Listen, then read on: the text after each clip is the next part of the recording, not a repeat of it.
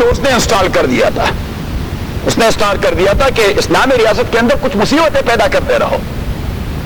تو ابو عامر الراہب نے ان سے کہہ دیا کہ فائنانشل سپورٹ ٹوٹلی میں دیتا رہوں گا، آپ جو کچھ بھی آپ کی ضروریات ہوں گی میں دیتا رہوں گا. تو انہوں نے مسجد بنانے شروع کر، مسجد بنا دیا. حضور پاک صلی اللہ علیہ وسلم کے پاس آئے کہ جی آپ ہمارے ساتھ جائے، ذرا ہماری اوپننگ سرمنی ہے مسجد میں، آپ کے قدم مبارک پڑ جائیں تو بابرکت ہو جائے گی. صحیح. اب حضور علیہ الصلوۃ والسلام نے کہہ دیا کہ واپس آ کے پھر دیکھیں گے، کیونکہ مسجد بناتے وقت آپ لوگوں نے مجھ سے مشورہ نہیں کیا، وہاں مسجد کی دوسری کی ضرورت بھی تھی کہ نہیں تھی، آپ نے مشورہ نہیں کیا. تو واپس آ کے پھر میرے پاس آؤ تو پھر کہہ دیں گے. تو جب رسول پاک صلی اللہ علیہ وسلم واپس آ رہے تھے، راستے ہی میں جبریل امین نے منع کر دیا کہ وہ لوگ انتظار میں ابھی آپ کو لے چلیں گے. لیکن انہوں نے مسجد نہیں بنائی، وہ تو ابو عامر راہب کی شرارت کی جگہ ہے، وہ تو اس کے سازشوں کا مرکز بنا ہوا ہے کہ بھائی ادھر ادھر سے جتنے سارے منافقین آتے رہیں گے اور سازش کرتے رہیں گے، مسجد کے نام پر طالبان بن کر وہاں رہیں گے. فار ایگزامپل طالبان کا لبادہ اوڑھ کر وہاں پہ بیٹھے رہیں گے اور اسلامی ریاست کے خلاف سازش کرتے رہیں گے. تو فرمایا ان الذين اتخذوا مسجدا ضرارا وكفرا وتفريقا بين المؤمنين وارصادا لمن حارب الله ورسوله، کہ وہ تو کفر کی آمادگاہ ہے، وہ مسجد توڑی ہے، شکروں نے مسجد کی بنائی ہے. تو فرمایا حضور علیہ الصلوۃ والسلام سے کہ لا يزال بنيانهم الذي بنوا ريبة في قلوبهم الا ان تقطع قلوبهم. یہ دیکھیے اس کی شیپ مسجد کی ہے، تو جب تک آپ اس کو ڈائیں نہ اور اس جگہ کی توہین نہ کریں تبھی تک لوگوں کے ذہن سے مسجد ہونے کا تصور باہر نہیں نکلتا. اور آپ نے منافقین سے نرمی نہیں برتنی تو حضور السلام نے حکم دے دیا کہ جاؤ اس مسجد کو جلا دو. تو اس مسجد والی شکل مسجد نہیں کہہ سکتے کہ وہ مسجد زرار کے نام پر مسجد والی شکل کی جو بلڈنگ کھڑی کر دی گئی تھی اسے جلا دیا. اور حضور علیہ السلام نے اہل قبا سے کہہ دیا کہ اپنا سارا گند اور ٹریش اس جگہ میں پھینکتے رہو تاکہ اس جگہ کی توہین ہو جائے. یہ مسجد توڑی اللہ کی عبادت کے ارادے سے توڑی بنی گئی تھی. تو حضور علیہ الصلوۃ والسلام کہ کیوں سورت کا یہ ایک اور بحث ہے کہ منافقین کے ساتھ آج کے بعد نرمی نہ کرو. بسم اللہ الرحمن الرحیم. براءۃ من اللہ ورسولہ الی الذین عاہدتم من المشرکین براءۃ من المشرکین. اعلان بیزاری ہے، براءۃ لا تعلقی کا اعلان عام ہے. من اللہ اللہ کی جانب سے، ورسول اللہ کے رسول کے جانب سے. یہ اعلان کس کو ہے؟ الی الذین ان لوگوں کو عاہدتم جن کے ساتھ آپ نے معاہدہ کر دیا تھا، من المشرکین اور وہ مشرکوں میں سے ہے. انہیں کہہ دو فسیحوا فی الارض اربعۃ اشہر کہ آپ چکر لگاتے رہو، سیاحت کرتے رہو، اپنے معاملات سنوارتے رہو اللہ کی زمین میں صرف 4 مہینے. وَاعْلَمُوا اور جان لیجئے أَنَّكُمْ غَيْرُ مُعْجِزِ اللَّهِ. یہ تھریٹ ہے رسول پاک کی جانب سے کہ میں نے جو 4 مہینے کی مدت دے دی ہے، خبردار اگر مجھے پتہ لگی ہے کہ کوئی کنسپریسی آپ لوگ کر رہے ہیں، جان لیجئے أَنَّكُمْ غَيْرُ مُعْجِزِ اللَّهِ کہ آپ اللہ سے دوڑنے والے نہیں، آپ اللہ سے چھٹکارا پانے والے نہیں. وَاعْلَمُوا أَنَّكُمْ غَيْرُ مُعْجِزِ، کیونکہ 4 مہینے میں تو بہت سارا بنا بنایا کھیل بھی گاڑا جا سکتا ہے. تو حضور پاک نے پہلے سے انہیں ترک دے دیا کہ وَاعْلَمُوا جان لیجیے أَنَّكُمْ غَيْرُ مُعْجِزِ اللَّهِ کہ آپ اللہ سے چھٹکارا پانے والے نہیں کہ سازشیں شروع کریں گے. وَاعْلَمُوا أَنَّكُمْ غَيْرُ مُعْجِزِ اللَّهِ اور جان لیجئے کہ تحقیق آپ لوگ غیر معجز اللہ چھٹکارا پانے والے نہیں اللہ تعالیٰ سے. وَأَنَّ اللَّهَ اور جان لیجئے کہ اللہ تعالیٰ مخزي الكافرین ذلیل کرنے والے کافروں کو. وَآذَانٌ مِّنَ اللَّهِ وَرَسُولِهِ إِلَى النَّاسِ يَوْمَ الْحَجِّ الْأَكْبَرِ اور اعلان عام اللہ کی جانب سے اور رسول پاک کی جانب سے إِلَى النَّاسِ تمام لوگوں کو یوم الحج الاکبر حج اکبر کے دن. حج ہے حج اکبر. there is no any difference of Hajj Akbar and حج اصغر کہ جمعہ کے دن ہو تو حج اکبر ہوگا اور کسی اور کے دن ہو حج ہوتا ہی حج اکبر ہے. پتہ نہیں فلسفہ کس نے گاڑ دیا ہے، شریعت میں اس کا کوئی بنیاد ہے نہیں. حج میں کوئی چھوٹا حج ہوتا نہیں، حج ہوتا ہی حج اکبر ہے. وآذان من اللہ ورسولہ الی الناس، اعلان عام اللہ کی جانب سے اور رسول پاک کی جانب سے سارے لوگوں کو یوم الحج الاکبر، حج اکبر کے دن، ان اللہ بریء من المشرکین، کہ اللہ تعالیٰ لا تعلق اور بیزار ہے مشرکوں سے، ورسول اس کے رسول بھی لا تعلق ہے، فإن تبتم اگر آپ لوگ رجوع کریں اللہ کی جانب اور ایمان لے آئے، فهو خیر لکم یہ بہتر ہے آپ لوگوں کے لیے، وإن تولیتم اگر آپ لوگوں نے منہ موڑ لیا، فاعلموا تو جان لیجئے، انکم تحقیق آپ لوگ غیر موجد اللہ چھٹکارا پانے والے نہیں اللہ تعالیٰ سے، وبشر الذین کفروا اور اطلاع دیجئے کفار کو بعذاب علیم دردناک عذاب کی، الا الذین عاہدتم من المشرکین ثم لم ينقصوكم شيئا، ہاں مگر وہ لوگ جن کے ساتھ آپ معاہدہ کر چکے مشرکوں میں سے، ثم لم ينقصوكم شيئا وہ آپ کو پھر کبھی بھی کوئی ضرر نہیں پہنچا چکے۔ جب معاہدہ آپ لوگوں نے کیا تو they were committed to their معاہدہ، انہوں نے کبھی بھی آپ کے خلاف سازش میں حصہ نہیں لیا، کبھی بھی آپ کو ہارم نہیں کیا، کبھی بھی آپ کو دکھ نہیں دیا۔ تو اللہ کریم نے فرمایا کہ اعلان عام ہے اور براءت عام ہے اور بیزاری کا اعلان عام ہے سارے مشرکوں کو، لیکن جنہوں نے ابھی تک ایک دن بھی آپ کو ہارم نہیں کیا انہیں اپنے حالت پہ رکھو۔ یہ دو قبیلے ہیں، ایک کا نام ہے بنو کنانہ اور دوسرے کا نام ہے بنو ضمرہ۔ الا الذین عاہدتم مگر بنو کنانہ اور بنو ضمرہ جن کے ساتھ آپ معاہدہ کر چکے مشرکوں میں سے، ثم لم ينقصوكم شیئا اور پھر وہ آپ کا تھوڑا سا نقصان بھی نہیں کر چکے ہیں، ولم یظاہروا علیکم احدا اور نہ سپورٹ دے چکے آپ کے مقابلے میں کسی کو بھی، فاتموا الیہم عہدہم تو پورا کیجئے ان کے ساتھ ان کی مدت معین الی مدتہم ٹائم تک، جو ٹائم ہے معاہدے کا 10 سال ہے، 2 سال ہے، 5 سال ہے، اسی ٹائم تک آپ کی کمیٹڈ رہیں۔ ان اللہ يحب المتقین تحقیق اللہ تعالی محبت کرتا ہے اپنے سے ڈرنے والوں کے ساتھ۔ فإذا انسلخ الاشہر الحرم جب نکل جائیں یہ 4 مہینے جو آپ نے مدت دے دی ہے، یہاں وہ 4 مہینے مراد نہیں جس کا میں وہاں آیت میں ذکر کر رہا تھا، رجب، ذوالقعدہ، ذی الحج اور محرم، یہاں اشہر حرم سے یہ 4 مہینے مراد ہیں جس کے حوالے سے حضور علیہ السلام نے چھوٹ دی تھی کفار کو، یہ 4 مہینے آپ کو چھٹی ہے، آپ اپنے معاملات درست کرو، آپ ذرا سوچو، معاملات سنوار سکتے ہو ایمان لاتے ہوئے تو ایمان قبول کرو، ادروائز پھر اپنے لیے کوئی جگہ ڈھونڈو۔ تو یہ وہ 4 مہینوں کا تذکرہ ہے، آپ منشن کریں، ادروائز پھر آپ کنفیوز ہو جائیں گے کہ بھائی یہاں 4 مہینوں کا تذکرہ کہاں سے آ گیا، کیونکہ یہ تو ذوالحجہ کا مہینہ تھا، ذوالحجہ کے بعد تو ایک ہی مہینہ محرم رہتا ہے۔ فإذا انسلخ الاشہر الحرم جب گزر جائیں یہ حرام مہینے، حرام مینز جو آپ نے ان کو چھوٹ دے دی ہے، فاقتلوا المشرکین حیث وجدتموہم تو قتل کیجئے مشرکوں کو جہاں بھی آپ ان کو پالیں، وخذوہم اور پکڑو ان کو، واحصروہم اور قیدی بناؤ ان کو، وقعدوا لہم کل مرصد اور ان کے لیے بیٹھے رہو ہر اسٹریٹجک پوائنٹ پر، وقعدوا لہم کل مرصد اور ان کے لیے بیٹھے رہو ہر اسٹریٹجک پوائنٹ پر، فإن تابوا واقاموا الصلاة وآتوا الزکاة فخلوا سبیلہم اگر وہ لوگ ایمان لے آئے، واقاموا الصلاة اور نماز پڑھنا شروع کر دیا، وآتوا الزکاة اور زکوٰۃ دینا شروع کر دیا، کیونکہ بعض اوقات آدمی ایمان تو لے آتا ہے نہ نماز پڑھتا ہے نہ زکوٰۃ دیتا ہے، ہمیں اس کے ایمان کا کیا پتہ ہوتا ہے، کیونکہ ایمان کی کچھ علامت بھی ہونی چاہیے، ہر چیز کے لیے کوئی نشانی ہے، ہر چیز کے لیے کیا ہوتی ہے، کوئی نشانی ہوتی ہے۔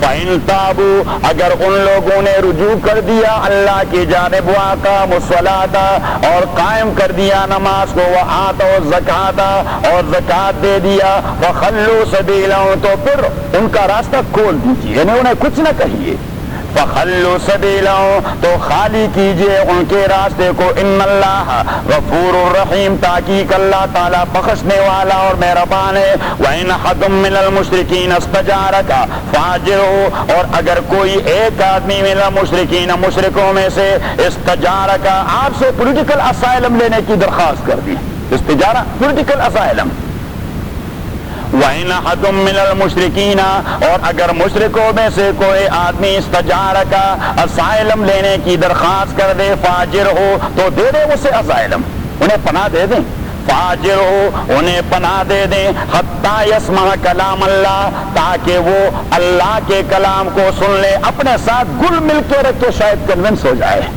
اپنے ساتھ گل مل کے رکھے, پناہ دے دے اور اپنے ساتھ گل مل کے رکھے. اور دیکھیے اسلام نے جو سلیوری کی ابتداء برقرار رکھا تھا, سلیوری کو برقرار, اس میں بنیادی فلسفی یہی تھی کہ کافر کو قید میں لا کر اگر آپ فدیہ لے کر آزاد کر دیں یا آپ مفت میں آزاد کر دیں, it means then he will be کافر فار ایور. تو شریعت اسلامیہ نے کہہ دیا کہ غلام بنائے, کنیز بنا دیں, اپنے گھر میں رکھے, لیکن حضور نے حکم دے دیا اطعموہم مما تاکلون, کھلائیں گے اسے وہ چیز جو آپ کھائیں گے, والبسوہم مما تلبسون, پہنائیں گے انہیں وہ چیز جو آپ پہنا. اور میں کہتا ہوں کہ اس غلام کو اللہ کریم, میرے خیال میں انسانی رشتوں میں سب سے قریبی رشتہ, اور خصوصاً آج کے دور میں جس کے لیے آدمی اپنے پیرنٹس کو بھی قربان کر دیتا ہے, وہ بیوی کا رشتہ ہوتا ہے. کون سا ہوتا ہے؟ یہ قیامت کی نشانی ہے. علی بن ابی طالب کی حدیث میں نبی کریم صلی اللہ علیہ وسلم نے فرمایا کہ عزت و خزل فی عدولا, جب لوگ قومی مال کو اپنے باپ دادا کی جاگیر سمجھے, والزکاۃ مغرما, زکات کو ٹیکس سمجھ کر دینے سے انکار کر دیں, والامانۃ مغنما, امانت کو غنیمت سمجھ کر کاتے رہیں, وتعلموا لغیر الدین, دین کی سمجھ چھوڑ دیجئے, لوگ دنیا داری کی سمجھ کے پیچھے پڑ جائیں. اور فرمایا وَأَدْنَ الرَّجُلُ صَدِيقَهُ وَأَقْصَى أَبَاهُ, آدمی اپنے یار کے لیے باپ کو چھوڑ دے, شخص اپنے یار کے لیے, اور خصوصاً امریکہ میں گرل فرینڈ اور بوائے فرینڈ, اسی کا تو حشر یہی ہے کہ وَأَدْنَ الرَّجُلُ صَدِيقَهُ وَأَقْصَى أَبَاهُ. اور پانچویں بات آپ صلی اللہ علیہ وسلم نے فرمایا وَأَطَاعَ الرَّجُلُ امْرَأَتَهُ وَحَقَّ أُمَّهُ, آدمی اپنی ماں کو لات مار دے اور بیوی کو سر پہ بٹھائے. اور فرمایا کان رئیس القوم ارذلہم, کمیونٹی کا رذیل ترین آدمی اس کے سر پر سیادت کا تاج رکھا جائے, جو سب سے کمینہ آدمی ہو کمیونٹی کا بڑا بن جائے. اور فرمایا وَأُكْرِمَ الرَّجُلُ مَخَافَةَ شَرِّ, ایک آدمی کی رسپیکٹ اور آنر کی بیس ہی ہوا کرتی ہے کہ اس کے شر سے اپنے کو محفوظ رکھو, اس لیے میں مجھے احترام دے دیتا ہوں. کان رئیس القوم ارذلہم. اور حضور پاک نے فرمایا وشربت الخمور, محفلیں وہ شراب نوشی سے آباد ہوں گی. وَقَصُرَتِ الْقِينَاتُ وَالْمَعَازِفُ, رقص و سرود کی محفلیں وہ آدمی کی پرائیڈ بن جائے گی, تو آدمی کا تفخر, اس کی شان و سٹیٹس کا انداز ہوگا. اور حضور علیہ الصلوٰۃ والسلام نے فرمایا وَلُبِسَتِ الْحَرِيرُ, اور لوگ وہ ریشم پہنا کریں گے. وَظَهَرَتِ الْأَصْوَاتُ فِي الْمَسَاجِدِ, اور حضور پاک نے فرمایا کہ مساجد میں جھگڑے پیدا ہو جائیں گے. اور فرمایا وَلَعَنَ آخِرُ هَٰذِهِ وَكَثْرَتِ الزِّنَا, زنا یہ عام ہو جائے گا. وَلَعَنَ آخِرُ هَٰذِهِ الْأُمَّةِ أَوَّلَهَا, اور اس امت, میرے امت کے آخری لوگ جو اپنے تئیں بڑے تعلیم یافتہ ہوں گے, وہ میرے صحابہ پہ تان و تشنی شروع کریں گے. وہ کیا گئے گزرے لوگ تھے, دقیانوسی زمانے کے لوگ, وہ کیا جانتے تھے, یہ تو بڑی فارورڈ دنیا ہے. تو حضور پاک نے فرمایا فَارْتَقِبُوا عِنْدَ ذَلِكَ رِيحًا حَمْرًا, پھر اللہ کریم آپ لوگوں کے اوپر آگ کی آندیاں چلائے گا. وَزَلْزَلَةً, ارتھ کویک آتا رہے گا. وَخَسْفًا, زمین دستی جائے گی. وَمَسْخًا, آپ کے شکل بگڑتے رہیں گے. وَآثَارًا يَتَتَابَعَ كَسِلْكٍ انْقَطَعَ فَيَتَتَابَعَ رَوَاهُ أَحْمَدُ وَالتِّرْمِذِي.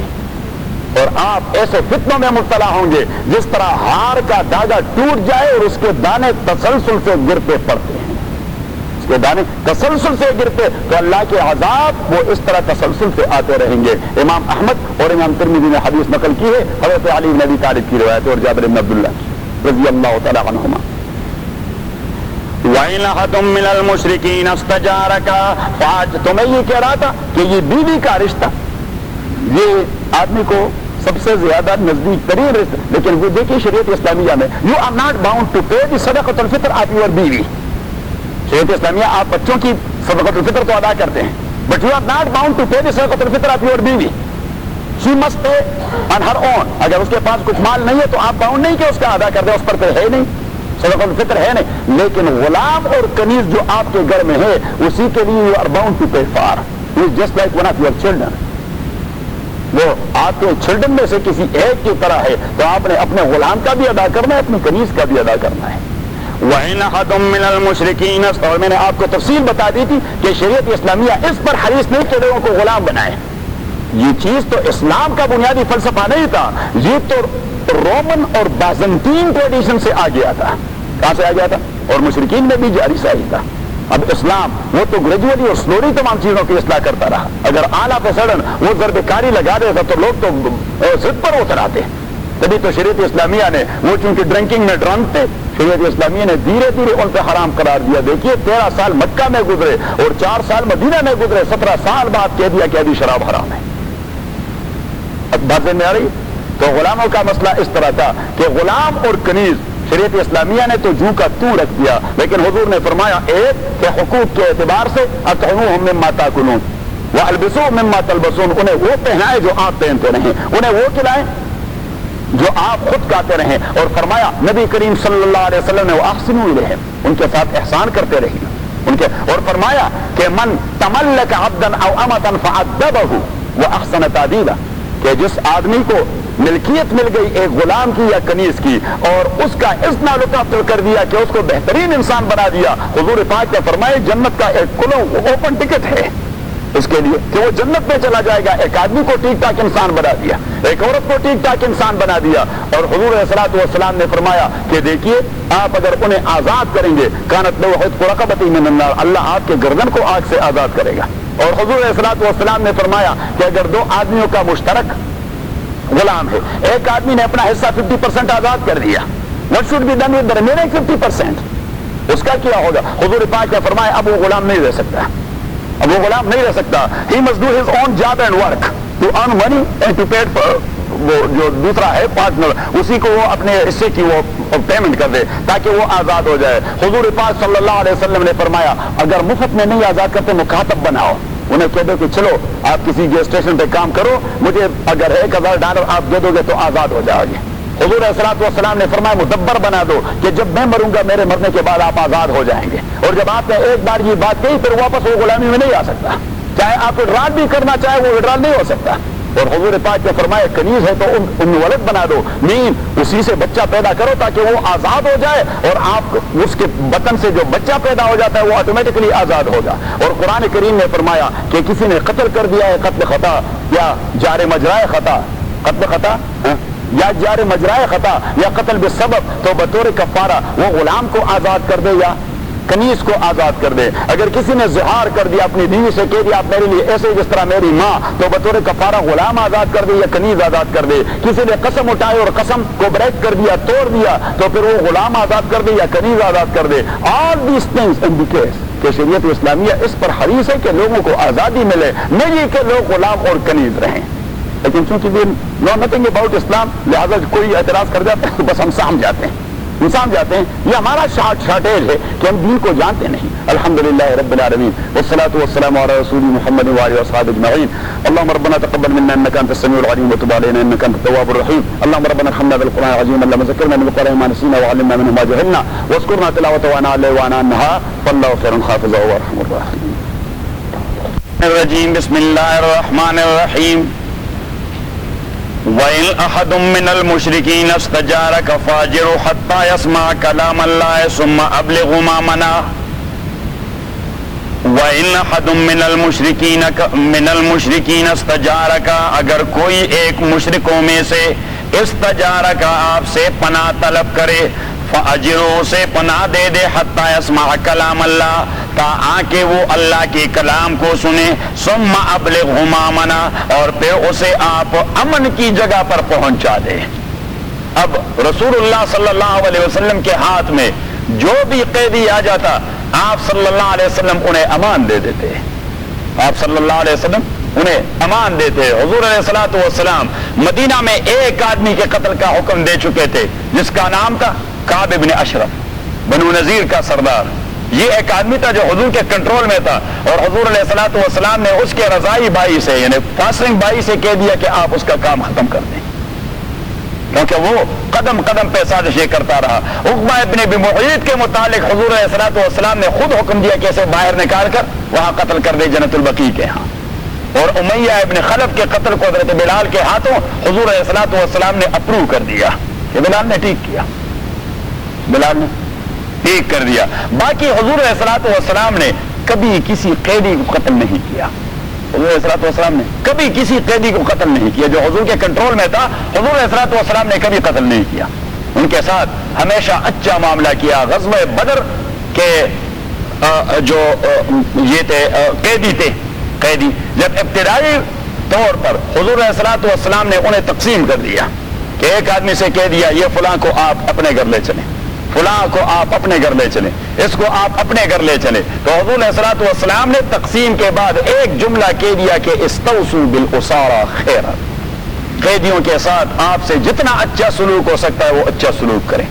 ابو عزیز مکہ والوں میں سے ایک آدمی ہے جو قیدی تھا، ابو عزیز، وہ خود اپنا واقعہ بیان کرتا ہے اسلام لانے کے بعد کہ میں جس انصاری کے گھر میں تھا، ان کے گھر میں غربت تھی، وہ جو کچھ دن کے وقت مزدوری کر کے جو روٹی پکا لیتے مجھے روٹی دے دیتے، اور خود میاں بیوی اور بچے کھجور کھا کر اوپر سے پانی پی لیتے اور اس پر گزارا کرتے، لیکن جو کچھ دن کے وقت وہ مزدوری کرتے اور اس سے کوئی آٹا لے آتے یا کچھ پکاتے وہ میرے لیے پکا کر، کہ حضور علیہ السلام نے حکم دے دیا کہ استوصوا بالاسارى خیرا۔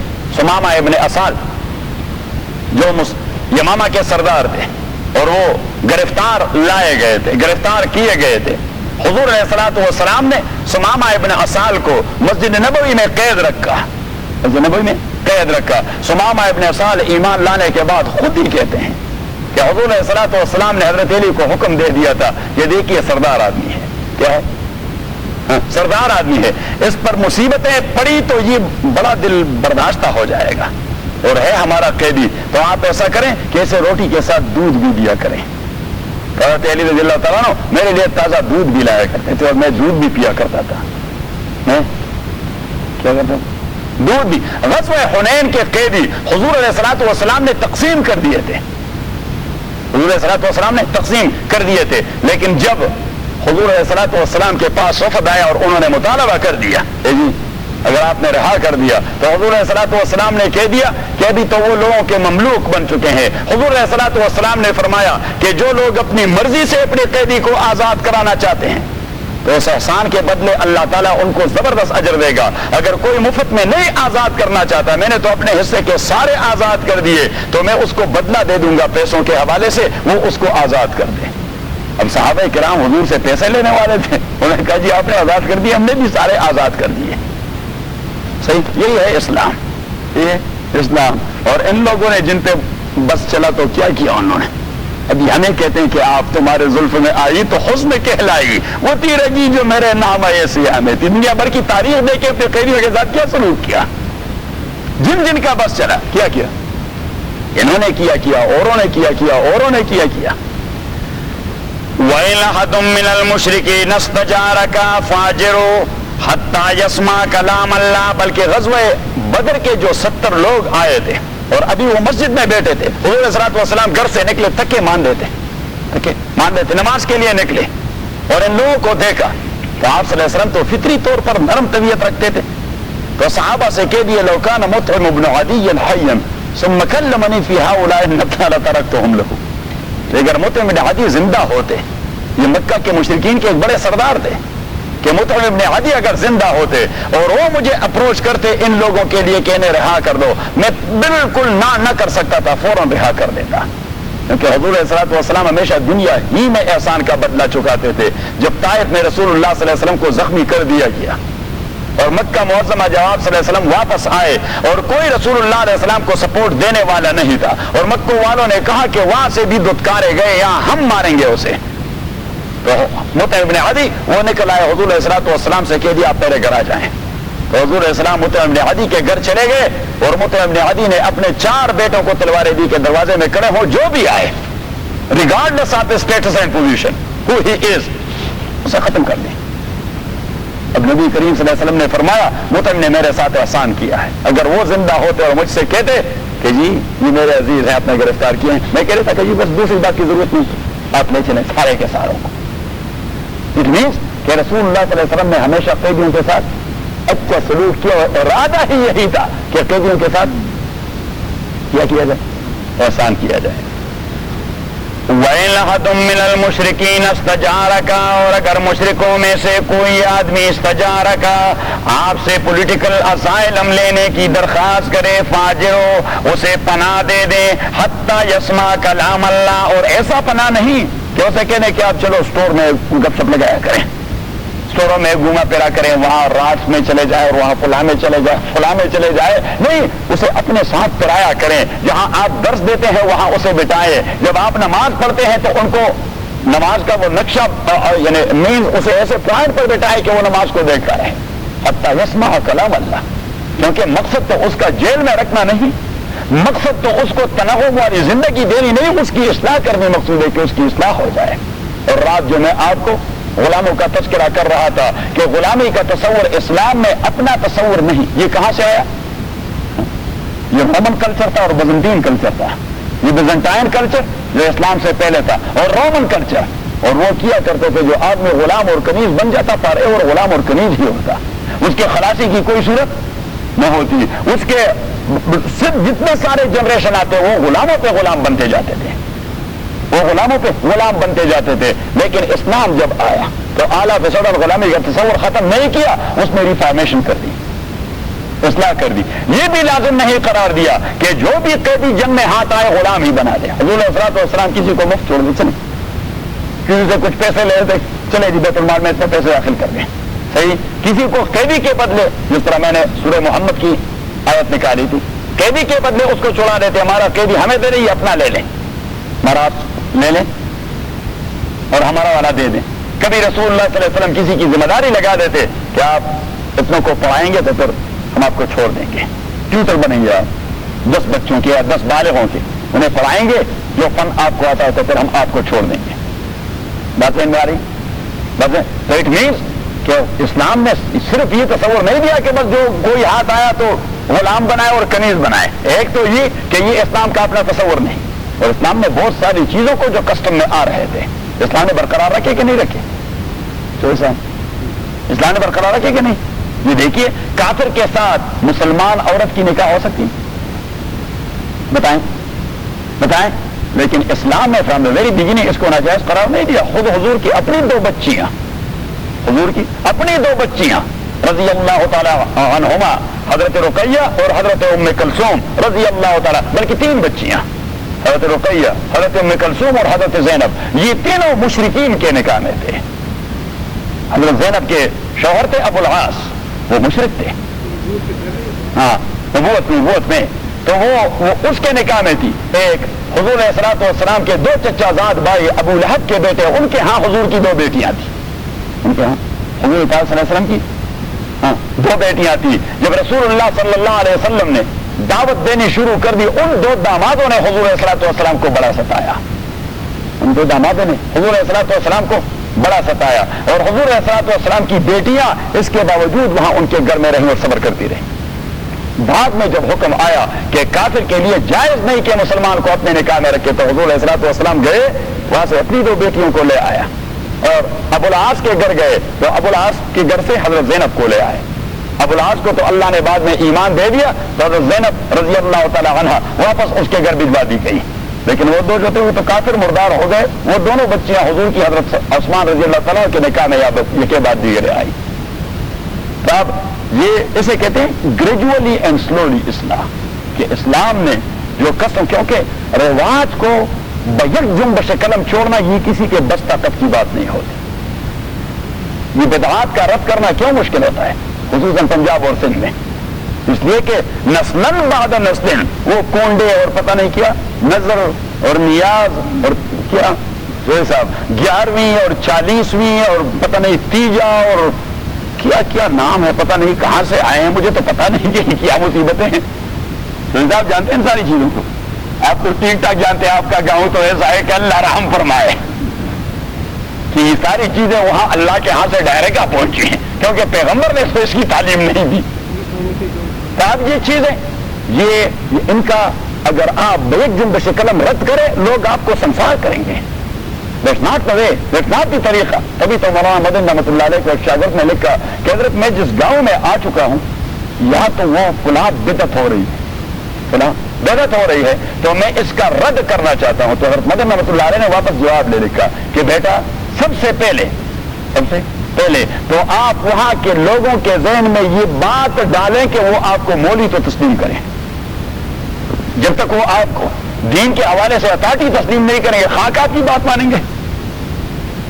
یہ پہلے تو آپ یہ انداز اختیار کریں کہ لوگوں کے ذہن میں آئے کہ واقعی یہ عالم ہے، یہ دین کو جانتا ہے، ایک بات۔ دوسری بات پھر یہ ہے کہ وہ جو رواج ان میں جگہ پڑ کر چکی ہے، اگر بیجم بشکلم آپ ختم کرنا چاہتے ہیں تو خون خرابہ ہوگا۔ کیا ہوگا؟ کیا ہوگا؟ خون، اور آپ کو بھی جان کے لالے پڑ جائیں گے، آپ کو بھی جان کے لالے پڑ جائیں گے۔ تو فرمایا کہ حکمت عملی سے کام شروع کریں۔ سب سے پہلے تو ان کا ذہن سنت کی قبولیت کے لیے تیار کر دیں کہ ان کے قلب و دماغ میں سنت کی اہمیت آ جائے۔ سنت کی اہمیت آ جائے تو پھر بدعت پہ ضرب لگانا یہ کوئی وقت نہیں لیتا۔ یعنی مثلا اگر آپ نے کسی خاص میدان کے سنت کو اجاگر کیا تو اٹ مینز کہ جو چیزیں اس کے ذیل میں نہیں آتی ہیں لوگ کر رہے ہیں آٹومیٹکلی دیز آر بدعہ، دیز آر بدعہ، تو پھر آپ کی زیادہ لمبی تقریر کی ضرورت نہیں ہوگی کہ اب یہ میں نے جو لسٹ دے دیا یہ سنت ہے۔ اس کے علاوہ اگر کوئی چیزیں ہیں یہ کم از کم رسول پاک صلی اللہ علیہ وسلم کی سنت اور طریقے نہیں بولو۔ اور اگر آپ دائرے کی کریں یہ فلاں کام جو آپ کرتے ہیں اور یہ بدعت ہے تو بس لوگ پتھر اٹھا کے آپ کے سر کو ماریں گے کہ یہ کیا بیوقوف مولوی آیا ہے، کوئی طریقہ نہیں آتا۔ وہ الی سبیل ربک بالحکمہ مولانا رحمۃ اللہ علیہ کی جماعت کی دنیا میں پھیلی کیوں؟ یہ کبھی لوگوں کو چھیڑتے نہیں، یہ کبھی لوگ، اور جس طرح بدعت کا خاتمہ یہ لوگ کرتے ہیں ہم مولوی نہیں کر سکتے، کیونکہ ہم مولوی تو بس ڈنڈا اٹھا کر مار دیتے ہیں اور مصیبت پیدا ہوتی ہے۔ کوئی ہمیں امامت نہیں کروانے دیتا کسی مسجد میں، یہ وابڑا ہے، تو کہتے ہیں کہ مولوی تو وابڑا ہے۔ اور شیخ رحمہ اللہ فرمایا کرتے تھے کہ بھائی ہم بات کرتے ہیں کہ اللہ یہ عالم غیب ہے تو لوگ کہتے ہیں کیا وابڑا ہے، کیا وابڑا ہے۔ اس نے کہا کہ یہ دیکھیے قرآن کریم کے اندر یہ ہدہد جب سلیمان علیہ السلام کے پاس آیا تو اس نے سلیمان علیہ السلام سے کہہ دیا کہ انی جئتک من سبأ بنبأ یقین، کہ میں آپ کے لیے مشاہدے کی ایک خبر لا چکا ہوں، احط بما لم تحط به خبرا، اور میں ایسی چیز کی اطلاع پا چکا ہوں اللہ کے نبی کہ آپ کو بھی پتہ نہیں۔ اب شیخ نے فرمایا رحمہ اللہ کہ دیکھیں حدود ایک چھوٹا پرندہ ہے، اللہ کے پیغمبر سے کہتا ہے کہ مجھے پتا ہے آپ کو نہیں پتا، مجھے پتا ہے، اور آپ کو اس لیے کہ مشاہدے کی بات کر رہا ہوں، میں کوئی آپ کے علم کو توڑا چیلنج کر رہا ہوں، میں کوئی یہ کہہ رہا ہوں کہ شریعت میں اتھارٹی ہوں آپ اتھارٹی نہیں، میں مشاہدے کی بات کر رہا ہوں کہ میں آنکھوں سے دیکھ چکا ہوں، ابھی تک آپ کو اس کی اطلاع نہیں ہے۔ تو شیخ فرمایا کرتے تھے یہ حدود جو تھا وہ بہت بڑا وابڑا تھا، کیونکہ پیغمبر کو عالم غیب نہیں سمجھتا تھا، پیغمبر کو عالم غیب نہیں مانتا تھا۔ گرین پگڑی، وہ گرین پگڑی کا لطیفہ تو آپ کو یاد ہے کہ نہیں یاد؟ اچھا، تو یہ چودھری صاحب سے اس پر آپ ایک لیکچر لے لیں۔ وَإِنْ أَحَدٌ مِّنَ الْمُشْرِكِينَ اسْتَجَارَكَ فَأَجِرْهُ حَتَّى يَسْمَعَ كَلَامَ اللَّهِ۔ اب قیدیوں کے ساتھ یہ سلوک یا بصورت دیگر، انہیں غلام رکھیں یا کنیز رکھیں، لیکن غلام اور کنیز رکھیں تو آپ کی ڈیلنگ کیا ہوگی؟ رات میں نے تفصیل بتا دی تھی کیا تطعموہم مما تاکلون والبسوہم مما تلبسون، جو خود پہنتے ہو وہ کپڑا آپ غلام کو پہناؤ گے، جو خود کھاتے ہو وہ انہیں کھلاؤ گے۔ ہمارے پاکستان میں تو وڈیرا صاحب کے ساتھ اس کا ڈرائیور بھی نہیں بیٹھ سکتا جو 24 گھنٹے اس کی ڈرائیونگ کرتا رہتا ہے، کہ بیٹھ سکتا ہے؟ ایم این اے صاحب کے ساتھ بیٹھ سکتا ہے؟ ایم این اے چھوڑیے بھائی، تھانے دار کے ساتھ نہیں بیٹھ سکتا اس کا سپاہی، تھانے دار کے ساتھ نہیں۔ میری ممبری میں ایک مصیبت یہ بھی تھی، یہ آفیسر جو ہے نا، آفیسر یہ تو آ جاتے ہیں نا ایم این اے کے پاس، مسائل ہوتے ہیں، علاقے کے معاملات ہوتے ہیں، یہ ایم این اے ان کے لیے کور ہوتا ہے نا کہ ان پہ جو مشکل آئے تو وہاں دوڑ کے آ جاتا ہے کہ عوام تو اس کے ساتھ ہے، تو وہاں جاتے، تو میرے پاس جب آ جاتے، اب ایس پی آ جاتا، آئی جی آتا یا ڈی آئی جی آتا یا کمشنر صاحب آتے، اس کے ساتھ جو عملہ ہوتا، پولیس آگے پیچھے ہوتی، جب روٹی یا چائے کا پروگرام ہوتا تو میں کہہ رہا ساروں کہ یہاں آ جائے بھائی۔ اچھا، وہ افسروں کو ایسا کلک ہو جاتا کہ یہ کیا عذاب ہے، کہ یہ کیا عذاب ہے، آئی جی کے ساتھ ایک سپاہی بھی بیٹا ہے۔ تو وہاں پہ ایک پولیس آفیسر تھے، ایک پولیس آفیسر، وہ کہا کرتے تھے کہ ہمیں خدا جلدی اس مولوی سے نجات دلائے، اس مولوی نے تو ہمارا اسٹیٹس کا بیڑا غرق کر دیا۔ سپاہی سے کہہ رہا ہے یہاں بیٹھ جائیں، یہ چائے لیں۔ اب وہ سپاہی وہ اتنا ڈرا اور سہما، اور میں نے کہا کہ شاید اس کو جھاڑ پلائیں گے جب وہاں جائیں گے، کہ اگر وہ کہتے تو آپ کیوں آتے؟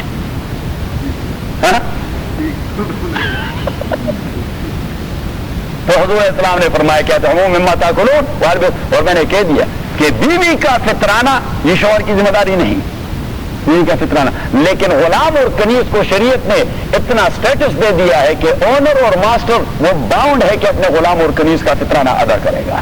تو just like one of his children, اس کے بچوں جیسا ہے. اور پھر میں نے مختلف طریقے بتائے کہ شریعت اسلامیہ نے ان کے آزاد کروانے کے لیے کیا راستے بنائے.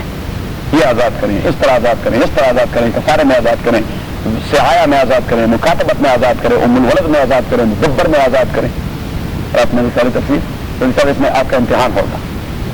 وَإِنْ أَحَدٌ مِّنَ الْمُشْرِكِينَ اسْتَجَارَكَ فَأَجِرْهُ حَتَّى يَسْمَعَ كَلَامَ اللَّهِ ثُمَّ أَبْلِغْهُ مَأْمَنَهُ. اب دیکھیے یہ طریقے جو ہوتے ہیں یہ انسانوں میں مشترک آ جاتے ہیں.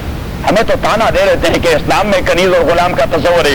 انہوں نے یہ جو کالے لائے ہیں یہ مسلمان تو تبھی لائے ہیں. یہاں کے امریکہ کے باسی یہ سارے مسلمان تھے، اسلام نے انہیں کہہ دیا تھا کہ انہیں لا کے اس طرح ذلیل کروا دیں. انہوں نے نسلاً بعد نسل جنریشن ٹو جنریشن لوگوں کو غلام نہیں رکھا. کیا خیال ہے؟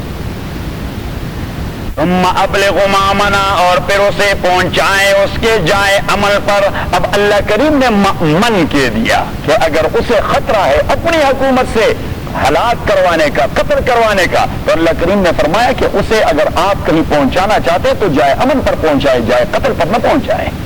اگر آپ ہینڈ اوور کرتے ہیں متعلقہ حکومت کو اس طرح ہمارے والے اٹھا رہے تھے، یہ لے لیں یہ ہاں وانٹیڈ، یہ آپ کا وانٹیڈ ہے، یہ لے لیں. اب وہ کیا کرتے ہیں؟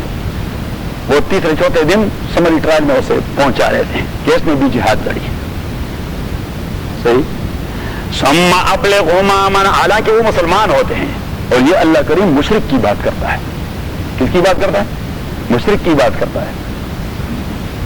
ذالک بأنہم قوم لا یعلمون، یہ اس لیے کہ یہ ایک ایسی قوم ہے جن کو سمجھ نہیں آتی. کیف یکون للمشرکین قعد عند اللہ وعند رسولہ، کیف یکون. اب دیکھیے اس آیت کا تعلق ہے آیت نمبر 1 سے. آیت نمبر 1 نکالیں. براءۃ من اللہ ورسولہ الی الذین عاہدتم من المشرکین، اعلان بیزاری ہے اللہ اور رسول کی طرف سے ان سارے مشرکوں کو جن کے ساتھ آپ نے معاہدے کیے ہیں، کیونکہ وہ قدم قدم پر اس معاہدے کو توڑ چکے ہیں. یہ میں نے آپ کو روکے رکھا ہے. اللہ کریم فرماتے ہیں کہ وہ بدبخت تو قدم قدم پہ توڑ رہے ہیں، یہ میں نے آپ کو روکے رکھا ہے. اور تبھی وہ واقعہ ہوا جب رسول اللہ صلی اللہ علیہ وسلم نے خطوط بھجوائے حکمرانوں کے نام، خطوط بھجوائے حکمرانوں کے نام، قیصر روم کے نام جو خط بھجوایا، اور جس صحابی کو دیا صحابی کا نام تھا حضرت دحیہ کلبی رضی اللہ تعالیٰ عنہ. شکل صورت میں وہ اتنے خوبصورت تھے کہ رسول اللہ علیہ السلام نے اس کا ٹائٹل لگا دیا تھا یوسف الامہ، یہ میرے امت کے یوسف ہیں. شکل صورت اللہ تعالیٰ نے ایسی بہتر دی. اور جس طرح آپ کو پتا ہے کہ روم والے تو بڑے خوبصورت ہوتے ہیں. حضور علیہ السلام نے حکمت عملی کی بنیاد پر یہ کلر کا مسئلہ فرار زمانے سے آ رہا ہے کہ وہ کلر کے حوالے سے کہیں دھتکا رہنا کہ یہ کیا کالے کلوٹے کو بھجوا چکے ہیں، یہ کیا خاکی فلاں کو بھجوا چکے ہیں. حضور علیہ السلام نے حضرت دحیہ رضی اللہ تعالیٰ کا انتخاب کیا کہ روم آپ نے جانا ہے. جی ٹھیک ہے ٹھیک ہے. اب دحیہ کلبی رضی اللہ تعالیٰ اپنا گھوڑا اٹھا کے سوار ہو گیا. اور کیسر کو جب پتہ لگ گیا، کیسر he was the supreme power. اور یہ خط حضور علیہ السلام تب دے رہا ہے، یہ خط تب دے جب کیسر کسرا کو پیچھے دھکیل رہا ہے. مینس کہ وہ یونیپولر سسٹم کے اساس سے سپر بن رہا ہے اور بنتا جا رہا ہے. بائی پولر سسٹم ختم ہو رہا ہے، کیسر پیچھے ہٹ رہا، کسرا پیچھے ہٹ رہا ہے. پرشین امپائر وہ سمٹ رہا ہے اور رومن امپائر وہ ایکسٹینڈ اور ایکسپینڈ ہو رہا ہے. ایسے زمانے میں حضور السلام نے حضرت دحیہ رضی اللہ تعالیٰ کو بھجوایا.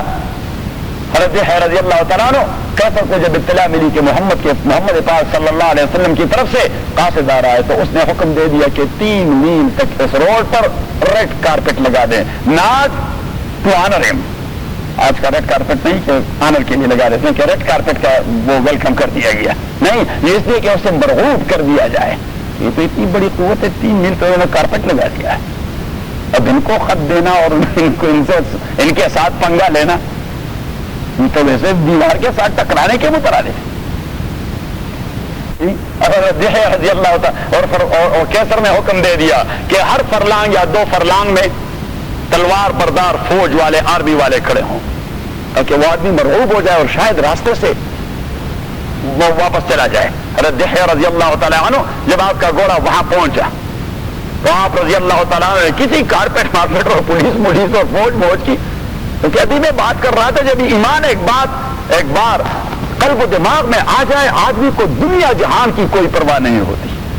تو رضی اللہ تعالیٰ عنہ اپنے گھوڑے کو سر پر دوڑا رہا ہے اس کارپیٹ کے اوپر اور اسی کے پاس ایک لمبا نیزہ تھا. نیزہ تو آپ جانتے ہیں پر جانتے ہیں، اور اس پر تو نیچے سے نوکیلا ہوتا ہے. تو رضی اللہ تعالیٰ عنہ جگہ جگہ اسے اس طرح مارتا بھی تاکہ ان لوگوں کے ذہن میں یہ بات آ جائے کہ انہیں کارپیٹ سے کوئی تعلق نہیں، یہ لوگ کارپیٹ کا کیا کریں گے، یہ قالین کی کیا پرواہ کرتے ہیں. اور جب آپ آ گئے بڑے دروازے پر تو وہاں تلوار بردار کھڑے تھے اور آداب یہ تھا کہ پہلے اجازت مانگی جائے گی، وہاں پہ پیغام پہنچایا جائے گا، پھر وہاں سے پیغام آئے گا کہ ابھی آ جائیں. اور دہے کلبی رضی اللہ تعالیٰ عنہ نے مین گیٹ پر اپنے گھوڑے کا لگام اس طرح درام سے اندر داخل ہو گیا. اب کیسر سامنے بیٹھا ہوا ہے، فوج کڑی ہے، اور دہے رضی اللہ تعالیٰ عنہ نے آ گئے، گھوڑے کو چھوڑ دیا اور دنیا جہان سے بے خبر کیسر کے آنکھوں میں آنکھیں ڈال کر کے. اور کیسر کے آداب کا تقاضا یہ تھا کہ آدمی فوراً اسے جھک جائے رکوع کرے. اور رضی اللہ تعالیٰ نے معمول سے زیادہ اس طرح ذرا 200 گز کے فاصلے پر سامنے دیکھ. ہم جب اسکول میں تھے اور وہ ڈرل ماسٹر میں پی ٹی کرواتا رہا تو وہ کہتے کہ 200 گز کے فاصلے پر سامنے دیکھ. رضی اللہ تعالیٰ بھی 200 گز کے فاصلے پر سامنے دیکھ جا رہا ہے. اب کیسر پر بھی ہے بتائیے، پتہ نہیں یہ کون سی قوت ہے جو میری آنکھوں میں آنکھیں ڈال کر اس طرح آ رہا ہے. اور جب پہنچ گئے تو without any reservation and without any hesitation اس سے کہہ دیا خذھا فإنا من حب رسول اللہ صلی اللہ علیہ وسلم، یہ لے لے جی، یہ میرے محبوب محمد پاک کا خط ہے صلی اللہ علیہ وسلم. اب دہیا نے لرزتے ہاتھوں سے لے لیا. یہ تو مصیبت ہے کوئی. First impression is the last one. وہ اتنا امپریس ہو گیا کہ بھائی یہ تو کوئی مصیبت عذاب ہے خدا کا. اچھا اس نے خط تو لے لیا، اب کھول دیا تو وہ تو عربی میں تھا، تو عربی تو آتی نہیں تھی. فدعا بالترجمان، ہی امام بخاری نے حدیث نقل کی ہے، فدعا بالترجمان. اس نے ٹرانسلیٹر منگوایا اور ٹرانسلیٹر اسے ٹرانسلیٹ کرتا رہا. اس نے کہا اچھا ایسا نہیں، اس کے لیے تو اب میں نے تحقیق کرنی کہ یہ کیسے آدمی ہے. تو اس نے کہا کہ کیپٹل میں جو دارالخلافہ ہے یا جو شہر ہے، اس شہر میں اور اس کے سراؤنڈنگ ایریا میں، سبربن ایریا میں جتنے سارے عرب لوگ ہیں ان کو فلاں تاریخ کو جمع کیا جائے. چاہے کوئی وزٹ کے لیے آئے، بزنس کے لیے آئے، چاند کے لیے آئے، جس طرح بھی آئے، لیکن عرب ہے تو اسے جمع کیا جائے. متعلقہ دن پر 30-40 عربوں کو جمع کر دیا گیا. ان میں اس زمانے میں حضرت ابو سفیان رضی اللہ تعالیٰ بھی وہاں گئے تھے تجارت کی غرض سے، وہ بھی تھے، وہ بھی آئے. تو قیصر آ کے بیٹھ گئے، سارے لوگوں نے آداب بجا لائے. حضرت دحیہ رضی اللہ تعالیٰ رسول پاک صلی اللہ علیہ وسلم کو پھر واقعہ بیان کر رہا ہے کہ جی پھر قیصر نے پوچھ لیا اپنے ترجمان کی وساطت سے کہ ایکم اقرب نسبا منکم الی محمد صلی اللہ علیہ وسلم. ایک آدمی محمد جو اپنے کو اللہ کا رسول کہتا ہے، آپ میں سے رشتے کے اعتبار سے اس کا قریبی رشتہ دار کوئی ہے؟ رشتے کے اعتبار سے آپ میں سے کوئی قریبی رشتہ دار اس کا ہے؟ تو حضرت ابو سفیان اٹھ کھڑا ہوا کہ جی میں اس کا قریبی رشتہ دار. قیصر نے کہا نہیں ایسا نہیں، آپ بتائیں کیا رشتہ ہے آپ کا اس سے؟ تو ابو سفیان نے وہ رشتہ نہیں بتایا کہ میری بیٹی اس کی نکاح میں ہے، میں اس کا سسر ہوں اور میرا داماد ہے. نہیں، آبائی رشتہ بتا دیا. کون سا رشتہ؟ آبائی رشتہ، ڈی این اے والا رشتہ بتا دیا کہ ہمارے ڈی این اے وہاں اوپر ملے ہیں. میں کہا وہ کیسے؟ تو اس نے کہا کہ جی میرا رشتہ یہ ابو سفیان ابن حرب ابن امیہ ابن عبد شمس ابن عبد مناف، اور وہ ہے محمد ابن عبداللہ ابن عبد المطلب ابن ہاشم ابن عبد مناف. جو چوتھا باپ ہے یہ میرا اور اس کا شریک ہے. عبد مناف سے میرا اور اس کا جو ہے برانچ علیحدہ ہو جاتا ہے. ہم جو ہے امیہ کی اولاد ہیں اور وہ ہاشم کی اولاد ہے. وہ ہاشم کی اولاد ہے اور عبد مناف کی اولاد میں سے وہ ہاشم کی اولاد ہے اور ہم امیہ کی اولاد ہے. اس نے کہا واقعی قریبی رشتہ ہے. تو اس نے کہا کہ میں آپ سے اس آدمی کے متعلق کچھ پوچھنا چاہتا ہوں. سب سے پہلے تو یہ بات بتا دی جائے کہ یہ آدمی محمد صلی اللہ علیہ وسلم جو نبوت کا دعویٰ کر رہا ہے اور لوگوں کو دعوت دے رہا ہے، یہ نبوت کے دعوے سے پہلے اور پیدائش کے زمانے میں مینز یعنی جب اس کی پیدائش ہوئی تو یہ کیسے خاندان میں پیدا ہوئے؟ یعنی کوئی باوقار خاندان تھا یا کوئی ڈپرائیوڈ خاندان تھا اور گسے پٹے لوگ تھے اور اس نے یہ ڈرامہ رچایا کہ چلو باقی لوگ تو مال اور جائیداد کے حوالے سے سردار بن چکے ہیں، چلو میں یہ نبوت اور پیغمبری کا ڈرامہ رچاؤں، کچھ لوگ میرے پیچھے بھی ہو جائیں گے۔ تو اس نے کہا کہ یہ آدمی کیسے خاندان میں پیدا ہوا؟ ابو سفیان نے کہہ دیا کہ جی ہمارے یعنی میں نے تو کہہ دیا کہ ہمارے دو برانچ ہیں اور یہ جو بنو ہاشم ہے یہ ہمارے سردار ہوا کرتے ہیں، یہ ہمارے تو ہے چچا زاد لیکن ہمارے سردار ہوا کرتے ہیں، انہوں نے ہمیشہ رول کیا پیننسولا کو، ہمیشہ انہوں نے رول کیا اور یہ ہمیشہ کنگ رہے، بادشاہ رہے۔ تو ابو سفیان سے پھر دوسری بات قیصر نے پوچھی کہ جب یہ آدمی پیدا ہو گیا اور میچور ہو گیا تو اس کے کردار کیا تھے؟ ابو سفیان نے کہا کہ میری مذہبی اور دینی بغض تو تھی رسول پاک سے صلی اللہ علیہ وسلم۔ ایک بار ارادہ کیا کہ چلو جھوٹ بولوں کہ جیسا جھوٹا آدمی، اس کا خائن خیانت گر آدمی پورے مکہ میں کوئی اور تھا نہیں، لیکن میں نے کہا ہے تو جھوٹ، اگر میں جھوٹ کہوں تو ابھی 10-15 عرب اٹھ کے وہ کہیں گے کہ ہمیں ذلیل کروا رہے ہیں، تو سارے عربوں کی ناک کٹ جائے گی، جھوٹ بولتے ہیں۔ تو اس نے کہا کہ صرف وہ قومی حمیت راستے میں آڑے آئی کہ سارے عرب ڈیفیم نہ ہو جائیں۔ تو میں نے کہا جی ہم اس سے اپنے فیصلے کرواتے تھے اور اسے ہم نے ٹائٹل دے دیا تھا الصادق الامین کا، الصادق الامین کا۔ تو اس نے پھر کہہ دیا کہ اچھا جب اس آدمی نے نبوت کا دعویٰ کیا تو اس نے آپ سے کیا کہا؟ مجھے پیسے دے دے، بادشاہی دے دے، کرسی دے دے، کیا کچھ دے دے؟ ہم نے کہا نہیں، اس نے ایک عجیب بات کی جو ہماری سمجھ میں نہیں آ رہی۔ ابو سفیان کو اب تو موقع مل گیا کہ جو ہماری سمجھ میں نہیں آ رہی، ہم 300-400 خدا رکھتے ہیں، اسی میں کام نہیں ہوتے، یہ کہتے ایک خدا سب کچھ کرتا ہے، یہ بات ہمارے سمجھ میں نہیں آ رہی۔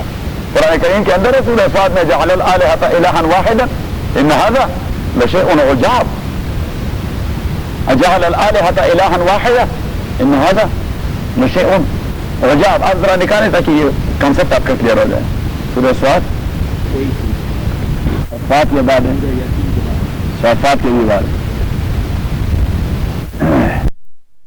یہ ایبریویشن ہے صدقہ کا، اس چیز کا صدقہ، سواد صدقہ محمد، محمد سچا ہے، سواد صدقہ محمد سچا ہے۔ والقرآن ذی الذکر، مجھے قرآن کریم کی قسم ہے، ذی الذکر وہ قرآن کریم جو فل آف وسڈم ہے۔ بل الذین کفروا، لیکن وہ لوگ جو کفر کر چکے ہیں، فی عزت و شقاق، وہ دشمنی اور ایروگنس میں پڑ چکے ہیں، وہ اس لیے نہیں مانتے۔ حالانکہ قرآن تو فل آف وسڈم ہے، انکار کی کوئی مجال ہے نہیں، کوئی تک نہیں بنتی کہ اس کتاب کی انکار کی جائے، لیکن کفار کیوں انکار کر رہے ہیں؟ اللہ کریم فرماتے ہیں کہ وہ ایروگنٹ ہو چکے ہیں، ضدی ہیں، اور دوسری بات یہ کہ دشمنی لوگ سر کر رہے ہیں۔ بل الذین کفروا فی عزت و شقاق، کم اہلکنا من قبل من قرن، ڈیر سارے ہم نے ہلاک کر دیے ان سے پہلے، من قرن امتوں میں سے۔ فنادو ولا تحین مناس، فنادو انہوں نے شاؤٹ کر دیا، چیخ نکالی، فنادو انہوں نے چیخ نکالی جب ہمارا ہلاک آ گیا، سارے چیخ رہے تھے، تو ہماری ہلاک آ پہنچی تو سارے چیخ رہے تھے۔ مولا روم میں فرعون کا واقعہ جو نقل کیا ہے مثنوی میں، اس میں ایک شعر لکھا ہے کہ بانگ آمد کیونکہ کاری جا رسی، پائے دار سب کے قارے ماں رسی، کہ بانگ آمد کیونکہ کاری جا رسی، فرعون چیخ رہا تھا، آمنت انہ لا الہ الا الذی آمنت بہ بنی اسرائیل وانا من المسلمین، وہ چیخ رہا تھا، کیونکہ پانی تو یکسر آدمی کو نہیں دبوتا نا، یکسر دبوتا ہے، اس طرح آ جائے تو وہ جیسے نکلتا کہتا آمن تو اللہ الہ الا، اور جبریل امین رسول پاک سے کہتے ترمذی نے حدیث نقل کی ہے کہ لو رأیتنی اذ کنت آخذ التین الاسود، اللہ کے نبی اگر آپ یہ ڈرامہ دیکھ دیتے تو زبردست محظوظ ہو جاتے۔ یہ اسلام نے فرمایا کون سا کھیل؟ اس نے کہا جب فرعون وہ لا الہ کہتا اور میں سمندر کی مچھلی اٹھا کر کے نہیں ملاتا، تو وہ اسلام نے کہا کہ جبریل یا اخی لماذا، بھائی جہن جی آپ کیوں کر رہے تھے؟ اس نے کہا کہ مجھے بھی بڑا تکایا تھا، موسیٰ علیہ السلام کو بھی بڑا تکایا تھا، اور مجھے خطرہ تھا کہ اس وقت کہیں اللہ کی رحمت دوڑ کے اسے اپنی لپیٹ میں نہ لے، اور قبول نہ کرے کہ ایمان کو، تو وہ لا الہ کہتا اور میں وہ باہر نکالتا، بڑھ کر کے باہر نکالتا، پھر کہتے تھے اللہ الہ الا اللہ، پھر میں ڈال دیتا، اور تبھی چھوڑ دیا جب اس کا بیڑا غرق ہو گیا۔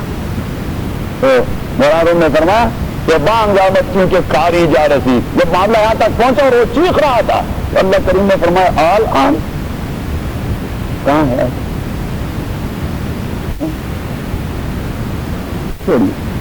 قال آل آن، اللہ کریم نے فرمایا اب، وہاں پہ قرآن کے الفاظ ہیں آل آن، آل آن اب، وقت آسے ہوتا آپ کو اپنی شیطانت یاد نہیں، کتنے بڑے خبیث تھے آپ، کتنے بڑے خبیث تھے۔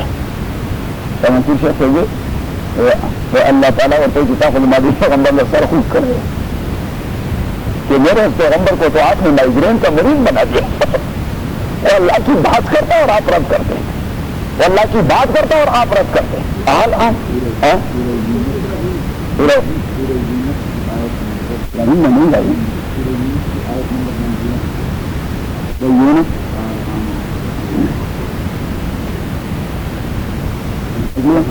گیارہ پارہ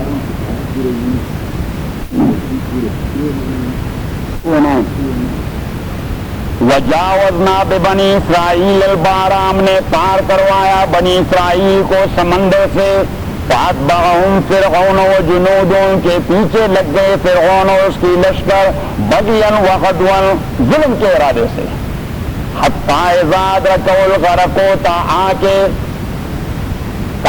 کے ادرکہ الغرق، وہ چکتا اور پتہ نہیں کیا، سارے علاقے سائیکلون کے شکار ہو گئے ہیں۔ حتی اذا ادرکہ الغرق، جب سائیکلون نے اسے اپنے گرفت میں لے لیا، حتی اذا ادرکہ الغرق، تا کہ اسے گرفت میں لے لیا غرق نے، قال اس نے چیخ لگائے آمنتو، میں ایمان لا چکا ہوں، انہو، اس بات کے لا الہ نہیں معبود الا الذی، مگر وہ آمنت بھی بنو اسرائیل، جس پر ایمان لا چکے بنی اسرائیل، وانا من المسلمین، اور میں اقرار کرتا ہوں کہ میں اوبیڈینٹ آدمی ہوں، میں سرنڈر کرتا ہوں، میں وانا من المسلمین، میں سرنڈر کرتا ہوں۔ اب پیچھے دیکھیں، آل آنا اب، وقد عصیت قبل، اور آپ نافرمانیاں کر چکے اس سے پہلے، وکنت من المفسدین، آپ کے فساد کرنے والے میرے زمین میں، فالیوم ننجیک ببدنک، آج کے دن میں آپ کے جسد کو اور آپ کے لاش کو نجات دے دیتا ہوں، لتکون لمن خلفک آیا، تاکہ آئندہ آنے والے نسلوں کے لیے عبرت رہیں، وَإِنَّ كَثِيرًا مِّنَ النَّاسِ عَنْ آيَاتِنَا لَغَافِلُونَ۔ اب اللہ کریم فرماتے ہیں کہ وہ تو کیروں کے میوزیم میں ابھی تک پڑے ہیں، لیکن لوگوں کا کیا جائے، بدبختوں کو ابھی تک عقل نہیں آتی، وہ میرے نشانیوں سے کوئی عبرت نہیں لیتے۔ إِنَّ كَثِيرًا مِّنَ النَّاسِ عَنْ آيَاتِنَا لَغَافِلُونَ، کہ اتنے آگے نشانیوں سے بھی لوگ ادھر ادھر ہٹتے جاتے ہیں۔ کوئی صاحب کسی ساتھ پر جائے، ہم آلکنا من قبل من قرن فنادو، انہوں نے، ان کی چیخ نکل گئی، فنادو، ان کی چیخ نکل گئی، ولا تحین مناس، اور یہ وقت فرار کا نہیں تھا، وغجبو، اور اہل مکہ غجبو، تعجب کر چکے، انجاؤں منذر منہم، کہ انہیں ڈرانے والا پیغمبر آیا ہے ان کے قبیلے کا آدمی، کہ جب پیغمبر نے آنا تھا تو انسان کیوں آیا، فرشتہ کیوں نہیں آیا، انہیں یہ بات بڑی عجیب لگتی۔ وقال الکافرون، اور کہتے یہ کافر، ھذا ساحر کذاب، کہ یہ ساحر ہے اور جھوٹا ہے، اجعل الآلہۃ الہا واحدا، اس نے سارے خداؤں کو سمیٹ کر ایک خدا بنا دیا ہے۔ ہمارے دور سارے خداؤں سے کام نہیں بنتے، یہ ایک خدا سے ساری دنیا کا کام چلانا چاہتا ہے۔ ان ھذا لشیء عجاب، یہ بڑی یونیک ٹائپ کا فلسفہ ہے جو ہماری سمجھ میں نہیں آتا۔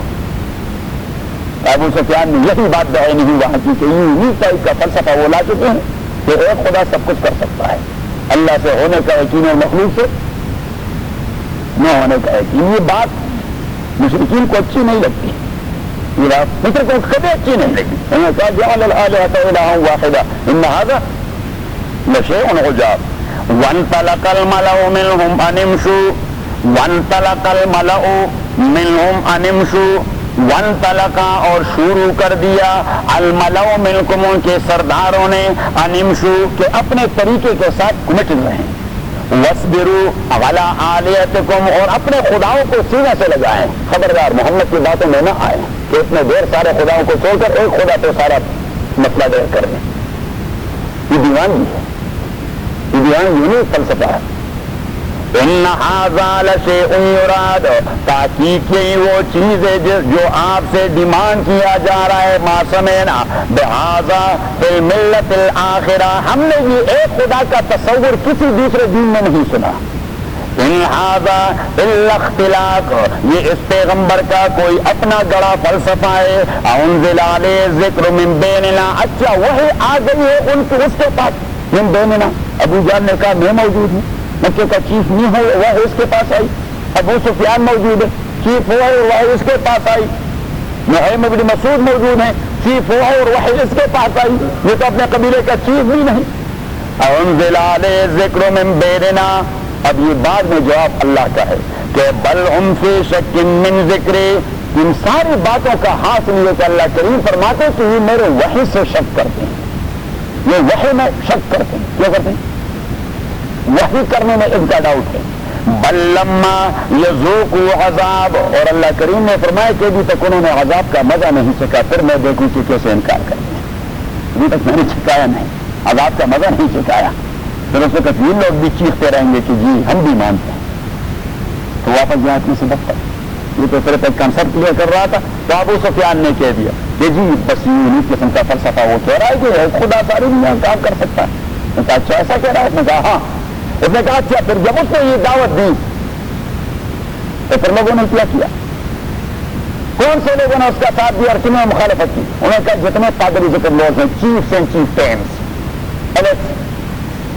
کسی نے بھی ساتھ نہیں کیا سارے یہ جیسے کہ کوئی روم سے آیا ہے کوئی حبشہ سے آیا ہے اس انداز سے کراہت سے ابو سفیان ذکر کر رہا تھا یہ ہمارے جو غلام جو ہمارے خادم ہوتے تھے وہ سارے اس کے ساتھ جسے تھے لوگ پروفیسر نے پھر پوچھ لیا کہ اچھا وہ جو ان کے ساتھ مل جاتے ہیں پھر کبھی واپس بھی مڑتے ہیں انہوں نے کہا یہی تو مصیبت ہے ہم انہیں آپ کے انگاروں پر بچارے تھے وہ نہیں مڑتے واپس نہیں اس نے کہا آپ کے اس کے درمیان کبھی جنگیں بھی ہوئی انہوں نے کہا جی ہاں بہت ساری جنگیں ہوئی ہیں اس نے کہا کبھی جنگ میں وہ ہمیشہ غالب آتا ہے اس نے کہا ہر وہ دینا نہ دینا ہوں سجا یوم لنا و یوم لہو یہ تو دول کا نمبر ہے کبھی اس کا نمبر آتا ہے اور کبھی ہمارا نمبر آتا ہے کبھی وہ غلبہ پاتا ہے اور کبھی ہم غالب ہو جاتے ہیں تو اس نے کہا اچھا دشمنوں کے درمیان ہمیشہ معاہدات ہوتے ہیں ایگریمنٹس ہوتے ہیں ٹیکس ہوتے ہیں ریکارڈ ہوتے ہیں کبھی ریکارڈ ہو گیا انہوں نے کہا ہاں بساؤ کاٹ ہو جاتے ہیں اس نے کہا کبھی اس نے ایکارڈ کو وائلیٹ کر دیا ہے معاہدے کو توڑا ہے ابو سفیان نے کہا یہاں مجھے ایک موقع مل گیا میں نے کہا جی آج تک تو نہیں توڑا لیکن اب تازہ بتازہ ہمارا ایک معاہدہ اس کے ساتھ ہو چکا ہے حدیبیہ میں تو اس کے لیے اس کے توڑ اچھے معلوم نہیں ہوتے وہ سب توڑنے کے ڈرتے ہیں توڑے گئے تھے اور مستقبل میں بتا دیا کہ وہ معاہدہ بھی اہل مکہ نے توڑ دیا معاہدہ کس نے بریک کر دیا اہل مکہ نے توڑ دیا تو اب اللہ کریم نے فرمایا کہ یہ قدم قدم تو معاہدے توڑتے ہیں تو آپ ایسا کریں کہ برات کا اعلان کرتے ہیں برات من اللہ بیزاری کا اعلان عام ہے اللہ کی جانب سے اور رسول کی جانب سے الی الذین عاہدتم من المشرکین ان مشرکوں کے لیے جن کے ساتھ آپ معاہدہ کر چکے ہیں اب یہ بات ذہن کو کلک ہوتی رہی کہ معاہدہ ہے لوگ کیا کہیں گے اگر ہم یہ اعلان کریں گے تو لوگ کیا کہیں گے تو اللہ کریم نے اسی کا جواب پیش بھی دے دیا کہ تسلسل سے حضرت علی پڑھے گا نا وہ بیت اللہ میں کون پڑھے گا حضرت علی تسلسل سے پڑھے گا اور تسلسل میں یہ بات آ جائے گی اور آ گئی کہ کیف یکون للمشرکین وعد آیت نمبر 7 کیف یکون للمشرکین وعد عند اللہ وعند رسولہ کیف یکون کیا تصور ہو سکتا ہے مشرکوں کے وعدے کا کیف یکون للمشرکین وعد کیا تصور ہو سکتا ہے مشرکوں سے وعد کے وفا کا جو اللہ اور رسول کے ساتھ ہاں الا الذین عاہدتم عند المسجد الحرام، مگر وہ لوگ جن کے ساتھ آپ مسجد حرام میں معاہدہ کر چکے. تو یہ تین قبیلے تھے، بنو کنانہ، بنو زمرہ اور بنو خزاعہ. یہ تین قبیلے تھے اور انہوں نے جب سے معاہدہ کیا تھا تو ان لوگوں نے کبھی بھی اس معاہدے کی خلاف ورزی نہیں کی. اور جو لوگ خلاف ورزی نہ کرتے حضور صلی اللہ علیہ وسلم کو بڑے اچھے معلوم ہوتے ہیں. بنو قریظہ کا واقعہ میں نے بیان کر دیا تھا. بنو قریظہ یہود جو تھے غزوہ خندق میں جنہوں نے خباثتیں کی تھی، غزوہ خندق میں اور جو اپنے گھروں کے چھتوں پہ چڑھ کر حضور صلی اللہ علیہ وسلم کو گالیاں دینی شروع کر دی، مسلمانوں کے پھٹے اڑانے لگے، بنو قریظہ نظر کرنے لگے مدینہ میں. ان کو ساری پروٹیکشن اور کور بھی مل چکی تھی، انہیں خباثت تھی صحیح. لیکن ان میں ایک آدمی تھا، اس کا نام ہے عمرو بن سعد. کیا نام ہے اس کا؟ عمرو بن سعد. تو عمرو بن سعد وہ ان کو منع کرتا رہا کہ دیکھیے یہ دین علیحدہ چیز ہے، ہمارا دین علیحدہ، اس کا دین علیحدہ. لیکن انسانی بنیادوں پر جو آدمی معاہدہ کر جاتا ہے، معاہدہ ختم کرنا یہ انسانیت کے خلاف، یہ خیانت کرنا یہ انسانیت نہیں. اب وہ جو قیدی بن کر آ گئے عمرو بن سعد، بنو قریظہ جب قیدی بن کے لائے گئے، عمرو بن سعد بھی انہیں میں تھے. تو عمرو بن سعد کے متعلق رسول پاک صلی اللہ علیہ وسلم نے کہہ دیا عامر سے کہ آپ آزاد ہیں، آپ کا کوئی جرم نہیں، آپ چلے جائیں. کیونکہ آپ نے کہیں کہ انسان، آپ اگر مدینہ میں رہتے ہیں آپ کو ادھر آپ رہو یہاں، اگر اپنی مرضی سے کہیں شام خیبر جاتے ہیں تو بھی آپ آزاد ہیں، آپ کو ہم کچھ نہیں کہتے. کیونکہ آپ کی کردار کا ہمیں پتہ ہے کہ آپ کی کردار انسانوں والی کردار ہاں. اور دوسرے آدمی تھے اسی میں زبیر ابن ارطاد. کیا زبیر ابن ارطاد. تو زبیر ابن ارطاد بھی یہودی کے بنو قریظہ کے، وہ بھی قیدیوں میں لائے گئے. تو اس میں ایک زمانے میں ثابت بن قیس بن شماس، جب خزرج اور اوس کے آپس میں جھگڑے تھے، خزرج اور اوس کے آپس میں، تو ثابت بن قیس بن شماس رضی اللہ تعالیٰ عنہ حضور کے صحابی ہیں. اس زمانے میں اس کو اس زبیر ابن ارطاد نے اپنے گھر میں پناہ دی تھی اور اسے قتل سے بچایا تھا. اور ثابت بن قیس نے اپنا یہ واقعہ رسول پاک کو سنایا تھا کہ بس میں تو قتل ہو گیا تھا آپ کے آنے سے پہلے جو ہمارے جھگڑے تھے. لیکن یہ زبیر ہے بنو قریظہ پہلے سے بتایا تھا کہ زبیر ابن ارطاد جو ہے اس نے مجھے پناہ دے دی اور یہ میرے زندگی کا ذریعہ بنا. تو زبیر ابن ارطاد اب جب غزوہ بنو قریظہ میں قیدی آئے تو حضور صلی اللہ علیہ وسلم نے جب زبیر کو دیکھا تو اسے پوچھا کیا حال ہے کیا زبیر؟ اس نے کہا دیکھا ٹھیک ہوں جی ٹھیک ہوں. پھر یہ کہیں صلی اللہ علیہ وسلم نے کہہ دیا ہے نا ثابت؟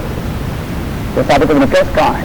تو وہ گھر پہ سوائے ثابت دوڑ کے آئے ثابت ابن قیس کو، ثابت ابن قیس کو لے آئے. حضور صلی اللہ علیہ وسلم نے اسے بلایا، آئے زبیر نے آپ کے ساتھ احسان کیا تھا. میں کہا جی مجھے احسان تو کیا تھا. تو اس نے کہا میں آپ کے حوالے کر دیتا ہوں، آپ احسان کریں، بدلا چکا ہے. حضور علیہ السلام نے زبیر سے کہہ دیا کہ زبیر آپ کے متعلق فیصلہ ثابت ابن قیس کرے گا، جو اس کا فیصلہ ہے ہمیں منظور ہے. میں اسے حق کر دیا کہ چلو میں نے آپ کو آزاد کر دیا.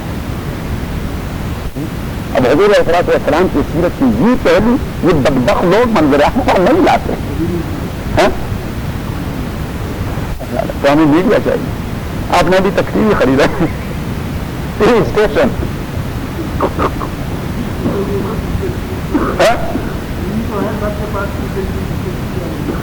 یہ کے پاس میڈیا ہے، پاورفل میڈیا، پوری دنیا میں یہ خباثت کر رہے ہیں، پوری دنیا میں یہ گندگی پھیلا رہے ہیں.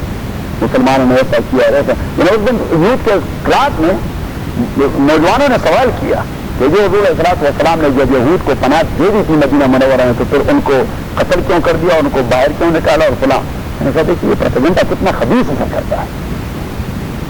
پھر میں نے انہیں ایک پورا لیکچر دے دیا، اس پر کیا ہوا. بنو قینقاع کو نبی کریم صلی اللہ علیہ وسلم نے سزا کیوں دی، بنو نذیر کو کیوں دی اور بنو قریظہ کو کیوں دی. میں نے کہا اچھا یہ تو کوئی نہیں بتا گا. میں نے کہا نہیں، کوئی دشمن آپ کو حق بتائے گا، دشمن تو آپ کو آئینے کا دوسرا روح بتائے گا.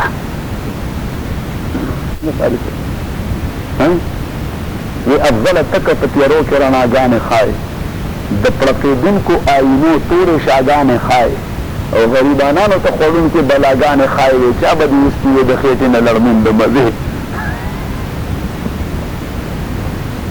قاری صاحب نے مجھے لے لیا شعر کی. فَيَكُونُ لِلْمُشْرِكِينَ غَادٌ کیا تصور ہوگا مشرکوں کے وعدے کا اللہ اور رسول کے ساتھ وفا کرنے کا؟ ہاں وہ لوگ جن کے ساتھ آپ معاہدہ کر چکے ہیں مسجد حرام کے نزدیک، فمستقاموا لکم، تو جب تک وہ استقاموا لکم اسٹریٹ فارورڈ رہیں گے، فمستقاموا لکم معاہدہ اور ریکارڈ کے اساس پر جب تک وہ اسٹریٹ فارورڈ اور کمیٹڈ رہیں گے، فاستقیموا لہم، تو آپ بھی کمیٹڈ رہیں گے، آپ بھی اسی کے ساتھ کمیٹڈ ڈیووٹڈ رہیں، سنسیئر رہیں، مخلص رہیں، نہ توڑیں۔ ان اللہ یحب المتقین، تحقیق اللہ تعالیٰ پسند کرتا ہے تقوی والوں کا۔ کیفا وَإِن يَظْهَرُوا عَلَيْكُمْ، اللہ کریم نے فرمایا کہ دیکھیے بس بڑھام سے ایک فیصلہ سنائیں تو صاحب، لیکن یہ فیصلہ جب معاہدے پہلے سے موجود ہوں تو اتنے جم غفور میں یہ فیصلہ سنانا یہ دل گردے کا کام تھا۔ کیا خیال ہے؟ کیونکہ ہم تو پروپیگنڈے سے ڈرتے ہیں، ڈرتے ہی نہیں، بہت سارے فیصلے ہم نہیں کر سکتے، کیوں کہ مخالف کیا پروپیگنڈا کرے گا؟ تو ہمارے جو ریزرویشن ہوتے ہیں، جو بھی ساتھی بھی ہوتے ہیں بہت سارے، نہیں اس میں ذرا گزارا کریں گے تو تھوڑا بہت گزارا ہم بھی کر جاتے ہیں، صحیح۔ اور رسول صلی اللہ نے کہہ دیا کسی تھوڑے بہت گزارے کی ضرورت نہیں، بس برام سے اعلان کر دیں برا۔ ہاں جنہوں نے ابھی تک کوئی خیانت نہیں کی، آپ کو کوئی اطلاع نہیں ملی، انہیں کے ساتھ کمیٹڈ رہے ان کے وعدے پر، ان کے وعدے پر۔ اور اب دوسری بات کہ کیفا وَإِن يَظْهَرُوا عَلَيْكُمْ، ان کے وعدے کا کیا اعتبار ہے؟ وَإِن يَظْهَرُوا عَلَيْكُمْ، اگر وہ غلبہ حاصل کریں آپ کے اوپر، لا يَرْقُبُوا فِيكُمْ إِلًّا وَلَا ذِمَّةً، دو ترجمے ہیں یہاں کے، لا يَرْقُبُوا فِيكُمْ، وہ نہیں ڈرتے آپ کے بارے میں، إِلًّا خدا سے۔ یہ عبرانی لفظ قرآن کریم کے اندر مستعمل ہے، علامہ الوسی نے کہہ دیا ہے، لا يرقبوا فیکم، تو وہ نہیں ڈرتے آپ کے بارے میں، الا خدا سے، ولا ذمہ، اور نہ وعدے سے۔ انہیں نہ صرف خدا کا خوف ہے اور نہ وعدے کی پاسداری ہے۔ وہ تو تبھی تک وعدے کے ساتھ کمیٹڈ ہے جب تک ان کا بس نہ چلے، اور جب بس چلے تو پھر ان کے سامنے نہ خدا رکاوٹ ہے اور نہ کوئی معاہدہ رکاوٹ ہے، پھر تو وہ خباثتیں کرتے رہیں گے۔ اور دوسرا معنی کہ کیفا، کیا وعدہ ہے ان کا، وَيَظْهَرُوا عَلَيْكُمْ، اگر وہ غالب آ گئے آپ لوگوں پر، لا يَرْقُبُوا فِيكُمْ، تو وہ لحاظ نہیں کریں گے آپ کے بارے میں، الا رشتہ داری کا، ولا ذمۃ، اور نہ کسی وعدے معاہدے کا۔ وہ پھر رشتہ داری بھی نہیں جانتے کہ ہمارا چچا زاد ہے، کیونکہ وہ نظریات ہی آپ کے مخالف ہے، تو بس چلے ان کو تو آپ کو قتل کر دیں۔ يُرْضُونَكُمْ بِأَفْوَاهِهِمْ، وہ خوش کرتے رہتے ہیں آپ کو، بِأَفْوَاهِهِمْ، اپنے باتوں سے، وَتَابَ قُلُوبُهُمْ، اور ان کے دل آپ کی حیثیت ماننے سے انکاری ہیں۔ يُرْضُونَكُمْ بِأَفْوَاهِهِمْ، وہ خوش کرتے ہیں آپ کو، بِأَفْوَاهِهِمْ، اپنے زبانوں سے، وَتَابَ قُلُوبُهُمْ، اور ان کے دل آپ کے ماننے سے انکار کرتے ہیں، وَأَكْثَرُهُمْ فَاسِقُونَ، اور ان کے میجارٹی وہ بدماشوں کی ہے، ان کی میجارٹی وہ بدماش۔ اشتروا بآیات اللہ ثمنا قلیلا، وہ انتخاب کر چکے ہیں، اشتروا، وہ ترجیح دے چکے ہیں، بآیات اللہ، اللہ کے آیات کے مقابلے میں، ثمنا قلیلا، دنیاوی مال و دولت کو۔ آپ کے دین کو کیوں قبول نہیں کر رہے؟ اس لیے کہ ان کی مالداری جا رہی ہے کہ یہ حرام ہے اور یہ حرام ہے اور یہ حرام ہے، یہ نہیں کرنا آپ نے، یہ نہیں کرنا، یہ نہیں کرنا۔ بہت سارے کاروبار ٹپ ہو جائیں گے، بہت سارے کاروبار ٹپ، تو پھر کیا ہوگا؟ غربت کی زندگی گزاریں گے، اور ان کے لیے یہ شہوات قربان کرنا بڑا مشکل کام ہے۔ تو انہوں نے عافیت کسی نے سمجھی کہ صرف سے پیغمبر ہی کو نہ مانے، بس ملا صاحب کے قریب نہ جائیں، میری کے قریب جاؤ گے تو کاروبار ٹپ۔ ہاں وہ تو کہے گا یہ بھی حرام ہے، یہ چھوڑیں، اور یہ بھی حرام ہے، یہ چھوڑیں، اور یہ چیز ڈاؤٹ فل ہے۔ اور مسلمان کی شان یہ کہ وہ ڈاؤٹ فل کام نہیں کیا کرتا، تو ڈاؤٹ فل کام نہ کیا کریں، لیکن آج ایک حدیث قدسی میں نے پڑھی، رسول اللہ صلی اللہ علیہ وسلم نے فرمایا کہ اللہ کریم فرماتے ہیں، اذا تقربنی عبدی، کہ جب میرا بندہ میری جانب سفر شروع کر دیتا ہے، میرا بندہ میری جانب سفر شروع کر، یعنی دین کا ٹریک لے لیتا ہے اور میری جانب آنا شروع کر دیتا ہے، تو اللہ کریم نے فرمایا کہ فاولئک آیاتی، میں اس کو اپنے گھر کا ممبر بنا دیتا ہوں، ایسا کاؤنٹ کرتا ہوں جس طرح میرے خاندان کا ممبر ہے، فیملی ممبر ہے۔ اب اللہ کریم نے فرمایا فَإِن تَابَ عَنْ ذُنُوبِهِ فَأَنَا حَبِيبُهُ، اگر وہ اپنے سارے گناہوں سے توبہ کرے تو میں اس کا دوست بن جاتا ہوں، فانا حبیب وان لم یتب فانا طبیب ہوں، اور اگر وہ توبہ نہ کرے اور گناہ ہوتے رہیں اس سے تو پھر میں اس کا طبیب اور معالج ہوں، وعالجہ بالبلایا، میں مصیبتیں لا لا کر اس کا علاج کرواتا ہوں، جب اس کی بالکل پیوریفیکیشن ہو جاتی پھر چھوڑ دیتا ہوں کہ بس ابھی سے آپ ٹھیک ہو گئے، ابھی آگے کوئی تنگی نہیں، ان مع العسر یسرا ان مع العسر یسرا، اذا اشتدت بك البلوى ففكر في الم نشرح فعسر بين یسرین اذا فکرته فافرح۔ سورہ الم نشرح میں اللہ کریم نے دو لفظ استعمال کیے ہیں، ان مع العسر یسرا ان مع العسر یسرا۔ عربی اسلوب کے حوالے سے العسر اور العسر دونوں ایک ہی سختی ہے، اور یسرن یسرن نکرہ، یہ دو آسانیاں ہیں۔ تو اللہ کریم نے فرمایا کہ ایک سختی کو برداشت کرو گے تو دو آسانیاں ملیں گی آپ کو، ایک سختی کو برداشت کرو گے ہاں تو دو آسانیاں ملیں گی۔ تو عربی کے ایک شاعر نے کہہ دیا کہ اشتدت بک البلوى ففکر فی الم نشرح، جب مصیبتیں آپ کو اپنی گھیرے میں لے لیں تو فوراً سورہ الم نشرح کو دیکھیں، فعسر بین یسرین اذا فکرته فافرح۔ اللہ کریم نے سختی کو دو آسانیوں کے درمیان سینڈوچ بنا دیا ہے، آپ کو راحت نصیب ہو جائے گی۔ تو دیکھیے یہ سختی ہے، اس کے اس جانب بھی آسانی اور اس جانب بھی آسانی، درمیان میں اس کو سینڈوچ بنا دیا ہے، پھر آپ کو یاد ہی نہیں رہے گا کچھ ذهبت سیئات عنی، یہ ویسی سختیوں کا دور چلا گیا، ابھی راحت ہی رہا ہے۔ الحمدللہ رب العالمین والصلاة والسلام علی رسول محمد وآلہ وصحبہ اجمعین۔ اللهم ربنا ارحمنا بالقرآن العظیم، اللهم ذکرنا من القرآن ما نسینا وعلمنا منه ما جهلنا واذكرنا تلاوته آناء الليل وآناء النهار والله خير حافظا وارحم۔ کیف یکون للمشرکین عہد عند اللہ وعند رسولہ، کیا تصور مشرکین کے عہد کا جو اللہ کے ساتھ کر چکے اور رسول کے ساتھ کر چکے، ہاں یعنی مینس کہ انہیں وعدے کا کوئی پاس نہیں، وعدے کا کوئی پاس نہیں، لہذا انہیں کہنے کہ بس وعدہ ختم۔ الا الذین عاہدتم عند المسجد الحرام، مگر وہ لوگ جن کے ساتھ آپ معاہدہ کر چکے ہیں مسجد حرام کے نزدیک ہی، تین قبیلے تھے، بنو کنانہ، بنو ضمرہ اور بنی خزاعہ، ان کے ساتھ جب سے معاہدہ ہوا تھا انہوں نے کبھی بھی اس میں چیٹنگ نہیں کی تھی۔ تو اللہ کریم نے فرمایا کہ جنہوں نے چیٹنگ نہیں کی انہیں چھوڑیں، ان کا معاہدہ ہے، لیکن جنہوں نے قدم قدم پر خباثتیں کی ہیں، کسی نے کسی کو سپورٹ دیا ہے آپ کے خلاف، کسی نے کسی کو اسلحہ پرووائڈ کر دیا ہے، معاہدے کا یہ تصور ہوتا ہے۔ الا الذین عاہدتم عند المسجد الحرام فما استقاموا لکم، جب تک وہ اس معاہدے پر کاربند رہے، فاستقیموا لہم، تو آپ بیکار بن رہے۔ ان اللہ یحب المتقین، اللہ تعالیٰ پسند کرتا ہے اللہ سے ڈرنے والوں کو۔ کیف وإن یظہروا علیکم، مشرکوں کے معاہدے کا کیا اعتبار ہے، مشرکوں کے وعدے کا کیا اعتبار ہے؟ وإن یظہروا علیکم، اگر ان کا بس چلے آپ لوگوں پر، اگر ان کا بس چلے آپ لوگوں پر، لا یرقبوا فیکم الا، تو وہ نہیں ڈرتے آپ کے معاملے میں اللہ تعالیٰ سے۔ الا میں نے کہہ دیا جبرائیل، میکائیل، ایکچولی جو پروننسیشن ہے وہ ہے جبرائیل، میکائیل، یہ ال لفظ ہیبرو میں استعمال ہوتا ہے اللہ کے لیے، تو ایک ترجمہ علامہ آلوسی نے اس کا کر دیا لا یرقبوا فیکم الا ولا ذمہ۔ اگر مشرکوں کا بس چلے تو وہ آپ کے حوالے سے نہ خدا سے ڈرتے ہیں اور نہ وعدے کی پاسداری کرتے ہیں، ان کا بس چلے تو آپ کو زندہ کھائیں۔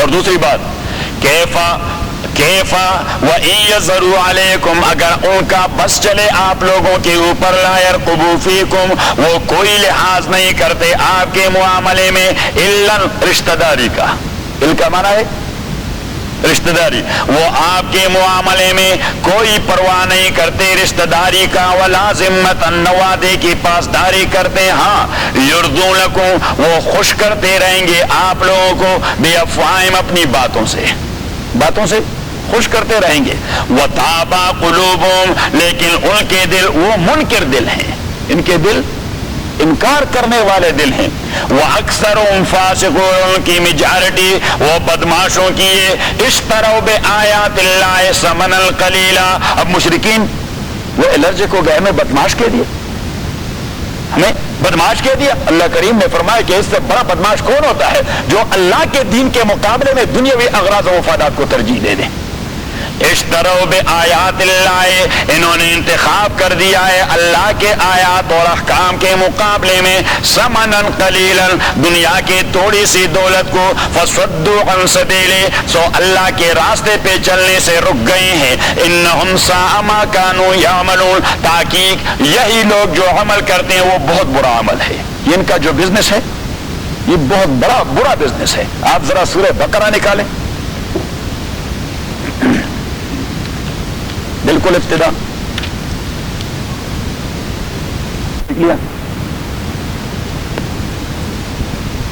آیت نمبر 14 دیکھیں، وَإِذَا لَقُوا الَّذِينَ آمَنُوا، جب یہ منافق ملتے ہیں مسلمانوں کے ساتھ، قالوا آمنا، کہہ دیتے ہیں ہم ایمان لا چکے ہیں، وَإِذَا خَلَوْا إِلَىٰ شَيَاطِینِهِمْ، جب اپنے شیطانوں کے پاس چلے جاتے ہیں، قالوا انا معکم، ان سے کہتے ہیں ہم تو آپ کے ساتھ ہیں، انما نحن مستہزئون، انما نحن مستہزئون، ہم تو استہزاء کرنے والے، مسخرے کرنے والوں کے ساتھ جوک کر رہے ہیں، مسلمانوں کے ساتھ جوک کر رہے ہیں۔ اللہ یستہزئ بہم، اللہ تعالیٰ جوک کی سزا دے گا انہیں، ویمدہم، اور اللہ تعالیٰ نے ٹائم دیا ہے ان کو، فی طغیانہم، ان کی سرکشی اور بغاوت میں، یعمہون، تاکہ وہ بے لگام ہو جائیں، تاکہ مکمل بے لگام ہو جائیں۔ میں نے اس لیے ڈیل دے دی ہے تاکہ وہ لوگ مکمل بے لگام ہو جائیں۔ اولئک الذین، یہ آیت میرا مقصود تھا کہ اولئک الذین، یہ وہ لوگ ہیں، اشتروا الضلالۃ بالہدی، جو انتخاب کر چکے گمراہی کا، بالہدی، ہدایت کے بدلے۔ ہدایت کا انتخاب نہیں کر رہے، کس چیز کی؟ دلالت کی، گمراہی کا انتخاب کر، گمراہی کو اپنا چکے ہیں۔ فما ربحت تجارتوں، ان کے بزنس نے کوئی فائدہ نہیں دیا ان کو، وما کانوا مہتدین، کیونکہ یہ گائیڈنس پہ نہیں آ رہے، تو ایسی تجارت کا کیا جو آپ کو دوڑا کے جہنم میں لے چلے۔ فما ربحت تجارتوں، تو آپ واپس اپنے سبق پہ جائیں، تو اللہ کریم نے فرمایا کہ یہ دنیا لے رہے ہیں اللہ کے آیات کے مقابلے میں، انہم ساء ما کانوا یعملون، یہ عمل سارا گندا عمل ہے، خسارے والا عمل ہے، یہ خسران والا عمل ہے۔ لا يرقبون فی مومن الا ولا ذمہ، لا يرقبون فی مومن، وہ نہیں ڈرتے اللہ کے، وہ نہیں ڈرتے مسلمان کے بارے میں، الا قرابت سے، اس کا لحاظ نہیں کرتے، ولا ذمۃ، نہ وعدے کی پاسداری کرتے ہیں، واولئک هم المعتدون، اور یہی لوگ جو ہیں المعتدون، ٹرانسگریسرز ہیں، جو وائلیشن کرتے ہیں، حدود کو پان کر دیتے ہیں، ان کو پھر کوئی تمیز نہیں ہوتی کہ بھائی معاہدہ ہے، ایسا نہیں کرنا چاہیے، خیانت نہیں ہونی چاہیے۔ فَإِن تَابُوا، اگر انہوں نے توبہ کیا، وَأَقَامُوا الصَّلَاةَ، اور دیکھیے جس آدمی کے متعلق بارہا آپ کو تجربہ ہو چکا ہے کہ چیٹنگ کرتا ہے، کیا کرتا ہے؟ فراڈ کرتا ہے، جھوٹ بولتا ہے، منافقت کرتا ہے، تو اس کے زبانی توبے سے آپ کبھی اس پر اعتماد نہ کریں جب تک اس کا کردار ٹھیک نہ ہو جائے۔ تبھی تو اللہ کریم نے یہاں تابو پہ بریک نہیں لگایا کہ اگر انہوں نے توبہ کیا تو دین ویل اینڈ گڈ، نہیں ہو۔ اللہ کریم نے فرمایا اگر انہوں نے توبہ کیا، آپ کے ساتھ باقاعدہ نماز پڑھنا بھی شروع کر دیا اور اپنا مال بھی اللہ کے راستے میں خرچ کرنا شروع کر دیا، تو اٹ مینس کہ نہ ہو بے حکم ٹریک، کہ بھی وہ ٹریک پر چڑھ چکے ہیں۔ فَإِن تَابُوا، اگر انہوں نے توبہ کیا، وَأَقَامُوا الصَّلَاةَ، اور نماز قائم کر دیا، وَآتَوُا الزَّكَاةَ، اور زکوٰۃ دینا شروع کر دیا، فَإِخْوَانُكُمْ فِي الدِّينِ، پھر وہ آپ کے دینی بھائی ہیں، وَنُفَصِّلُ الْآيَاتِ، ہم تفصیل سے بیان کرتے ہیں احکام لِقَوْمٍ، اس قوم کے لیے، یعلمون، جن کے پلے بات پڑتی ہے، کہ میں یہ باتیں اس لیے کر رہا ہوں ان لوگوں کو جن کے پلے بات پڑنے والی ہے، کہ اگر صرف زبانی جمع خرچ سے آپ لوگوں نے اعتماد کر دیا تو جب آپ کے مقابلے میں تھے تو آپ کے لیے مصیبتیں پیدا کرتے رہے، اور زبانی جمع خرچ اتنے چیٹنگ اور فراڈ کے بعد اگر آپ ان پہ اعتماد کریں، زبانی جمع خرچ کے پس منظر میں آپ کے صفوں میں گھس کر کیا گل کھلاتے رہیں گے۔ وَإِن نَكَثُوا أَيْمَانَهُم مِّن بَعْدِ عَهْدِهِمْ وَإِن نَكَثُوا أَيْمَانَهُم مِّن بَعْدِ عَهْدِهِمْ وَطَعَنُوا فِي دِينِكُمْ، ان یہ کبھی استعمال ہوتا ہے از کے معنی میں، اصل میں ان کا معنی انگریزی میں ہوتا ہے اف، آئی ایف، ان کا معنی ہوتا ہے اف، اور از کا معنی ہوتا ہے وین، WHEN، تو یہاں ان از کے معنی میں ہے، ان از کے معنی۔ وَإِن نکسو ایمانہم من بعد عہدہم، اور جبکہ وہ نکسو ایمانہم وہ توڑ چکے اپنے قسموں کو، من بعد عہدہم پرامس کرنے کے بعد، پرامس کرنے کے بعد، کیونکہ معاہدات کا یہ طریقہ ہوتا کہ وہ کہہ دیتے دونوں فریق کہ خدا کو حاضر ناظر جان کر، خدا کو حاضر ناظر جان کر ہم یہ اقرار کرتے ہیں، خدا کو، اور یہ عہد کرتے ہیں، خدا کو حاضر ناظر جان کر ہم یہ عہد کرتے ہیں۔ اللہ کریم فرماتے ہیں اسی حلف کو توڑ چکے ہیں بار۔ وَإِن نَكَثُوا أَيْمَانَهُم مِّن بَعْدِ عَهْدِهِمْ، اور جبکہ وہ توڑ چکے ہیں اپنے قسموں کو، مِّن بَعْدِ عَهْدِهِمْ اپنے پرامس کے بعد اور وعدے کے بعد، وَطَعَنُوا فِي دِينِكُمْ، وَطَعَنُوا فِي دِينِكُمْ، اور ہمیشہ آپ کو دین کے بارے میں طعنے دیے ہیں، آپ کے دین کا ٹھٹھا اڑایا ہے، آپ کے دین کے مسخرے اڑائے ہیں، وَطَعَنُوا فِي دِينِكُمْ، آپ کے دین کے مسخرے اڑائے ہیں، آپ کے دین کے ٹھٹھے اڑائے ہیں۔ فَقَاتِلُوا أَئِمَّةَ الْكُفْرِ، تو فائٹ کرو کفر کے سرداروں کے ساتھ، یہ کفر کے سردار ہیں۔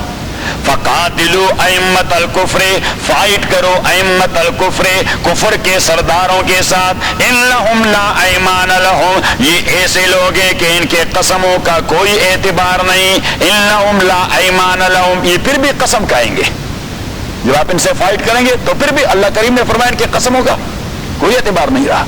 إِنَّهُمْ لَا أَيْمَانَ لَهُمْ، تاکہ ان کے قسموں کا کوئی اعتبار نہیں، لَعَلَّهُمْ يَنْتَهُونَ، تاکہ وہ ختم ہو جائیں، ایسے بدبودار لوگ ختم ہو جائیں۔ لَعَلَّهُمْ يَنْتَهُونَ کا یہ معنی نہیں کہ تاکہ وہ رک جائے، وہ رکنے والے نہیں، کیونکہ سابقہ بیان جو اللہ تعالیٰ نے جس اسلوب میں دیا اسی سے ہم نے یہ نتیجہ اخذ کر دیا کہ جن لوگوں کو اللہ کریم مینٹ کر رہا تھا یا مینشن کر رہا تھا تو وہ یہ لوگ تھے جو منع ہونے والے نہیں تھے اپنے سازشوں سے۔ تو لعلہم ینتہون کا معنی باتفاق مفسرین لعلہم ینتہون، تاکہ وہ اپنی نہایت تک جا پہنچے، نہایت تک جا پہنچے مینس ختم ہو جائے۔ فقاتلوا ائمۃ الکفر، فائٹ کرو، چوبی صاحب ویسے اللہ زبردست غصے میں اللہ حضور علیہ السلام کے پاس ایک صحابی بیٹھے تھے، ایک صحابی بیٹھے تھے، قرآن کریم میں ایک جگہ ہے فَوَرَبِّكَ لَنَسْأَلَنَّهُمْ أَجْمَعِينَ، رسول کریم صلی اللہ علیہ وسلم یہ آیات پڑھ رہے تھے، کہاں پر ہے؟ اچھا، فَوَرَبِّكَ لَنَسْأَلَنَّهُمْ أَجْمَعِينَ، اللہ کریم نے فرمایا کہ میرے پیغمبر مجھے آپ کے پروردگار کی قسم، کون کہتا ہے؟ اللہ کہتا ہے کہ مجھے آپ کے رب کی قسم، لَنَسْأَلَنَّهُمْ أَجْمَعِينَ، یہ میرے پاس آئیں گے، ایک ایک سے فردن فردن پوچھتا رہوں گا۔ صحیح، اب وہ صحابی اس نے یہ آیت جب حضور نے پڑھی فَوَرَبِّكَ لَنَسْأَلَنَّهُمْ أَجْمَعِينَ، اب صحابہ ان کے تو دل انتہائی پاک و صاف تھے، وہ آدمی اس پر لرزہ طاری ہو گیا اور اس نے ایک جملہ کہہ دیا وَمَنْ أَغْضَبَ رَبَّنَا حَيْثُ أَقْسَمَ بِذَاتِهِ، کہ ہمارے پروردگار کو یہ اتنا بڑا غصہ کس نے دلایا جو ایک بات کے لیے اپنی ذات کی قسم اٹھا رہا ہے اور اس طرح لرزتا پیچھے گر گیا اور روح پرواز کر گئی۔ دیٹس کالڈ ایمان۔ الحجر اور پارہ نمبر 14،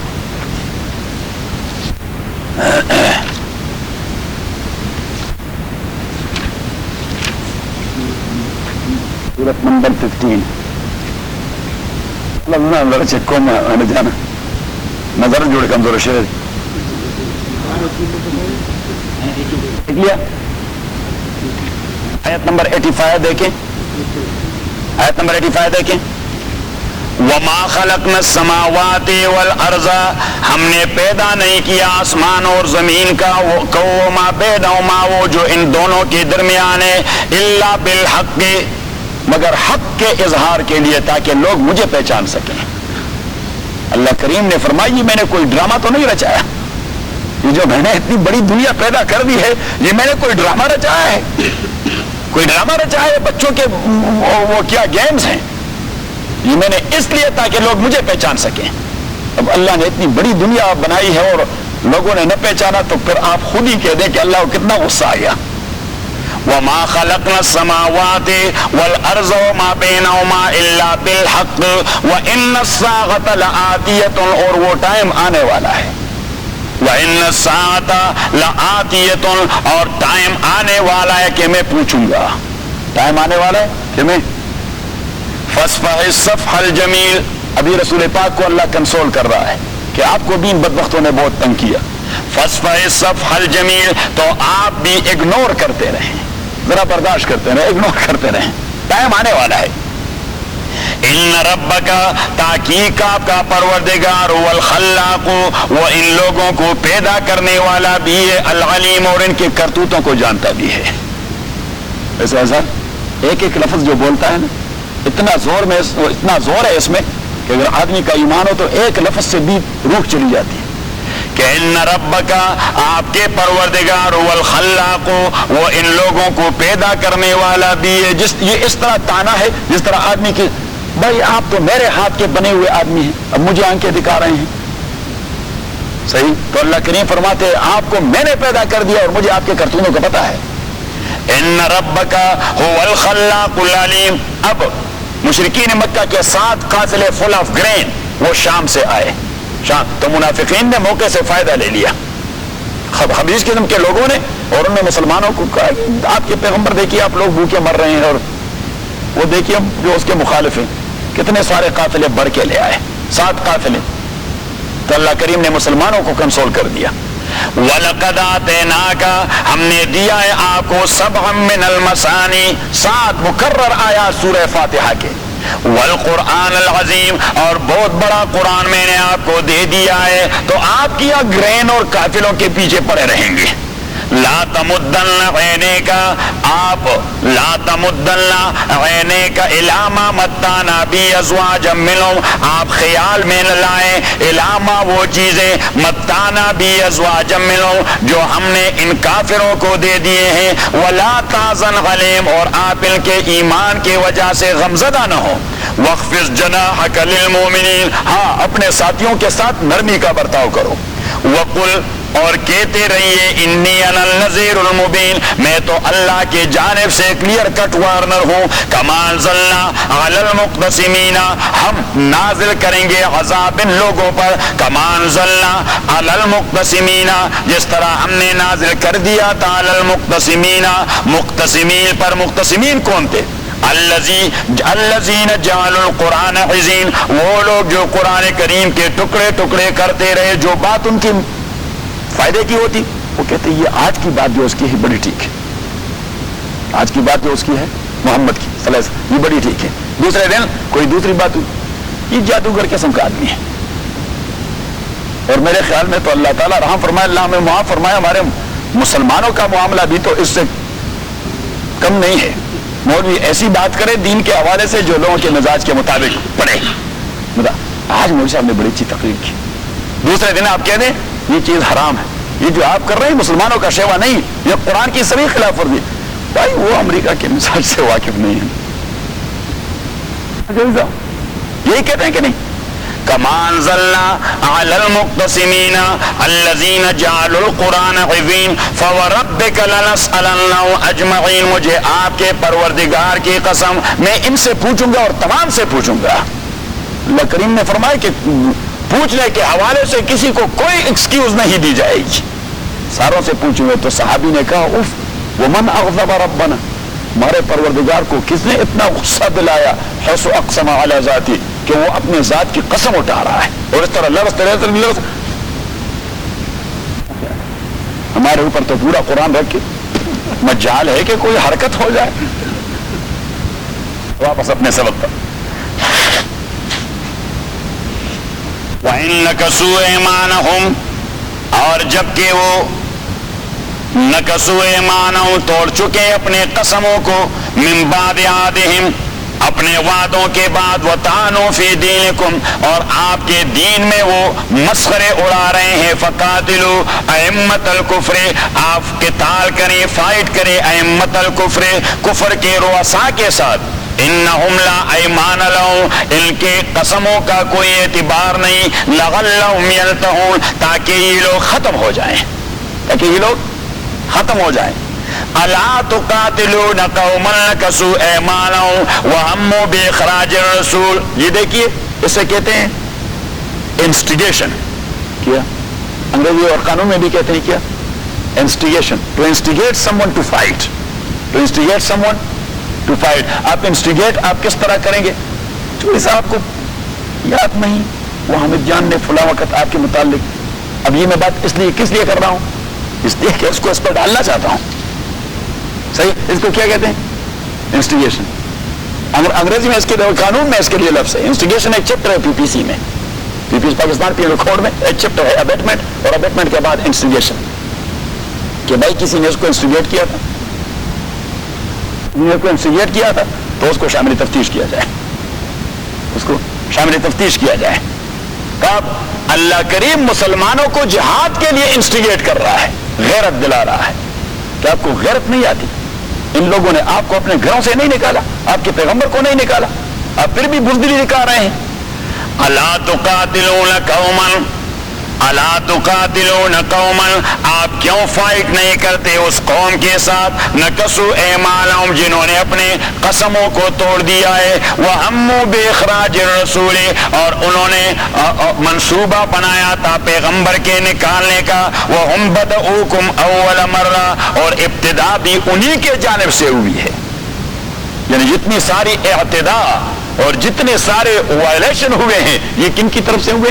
انہی کی طرف سے ہوئے. تو اللہ کریم فرماتے ہیں کہ وائلیٹرز بھی وہی ہیں، گھروں سے بھی آپ کو نکالا ہے، کہ پیغمبر کو بھی نکالا ہے، آپ پھر بھی سستی کر رہے ہیں. دوڑ کے چلو.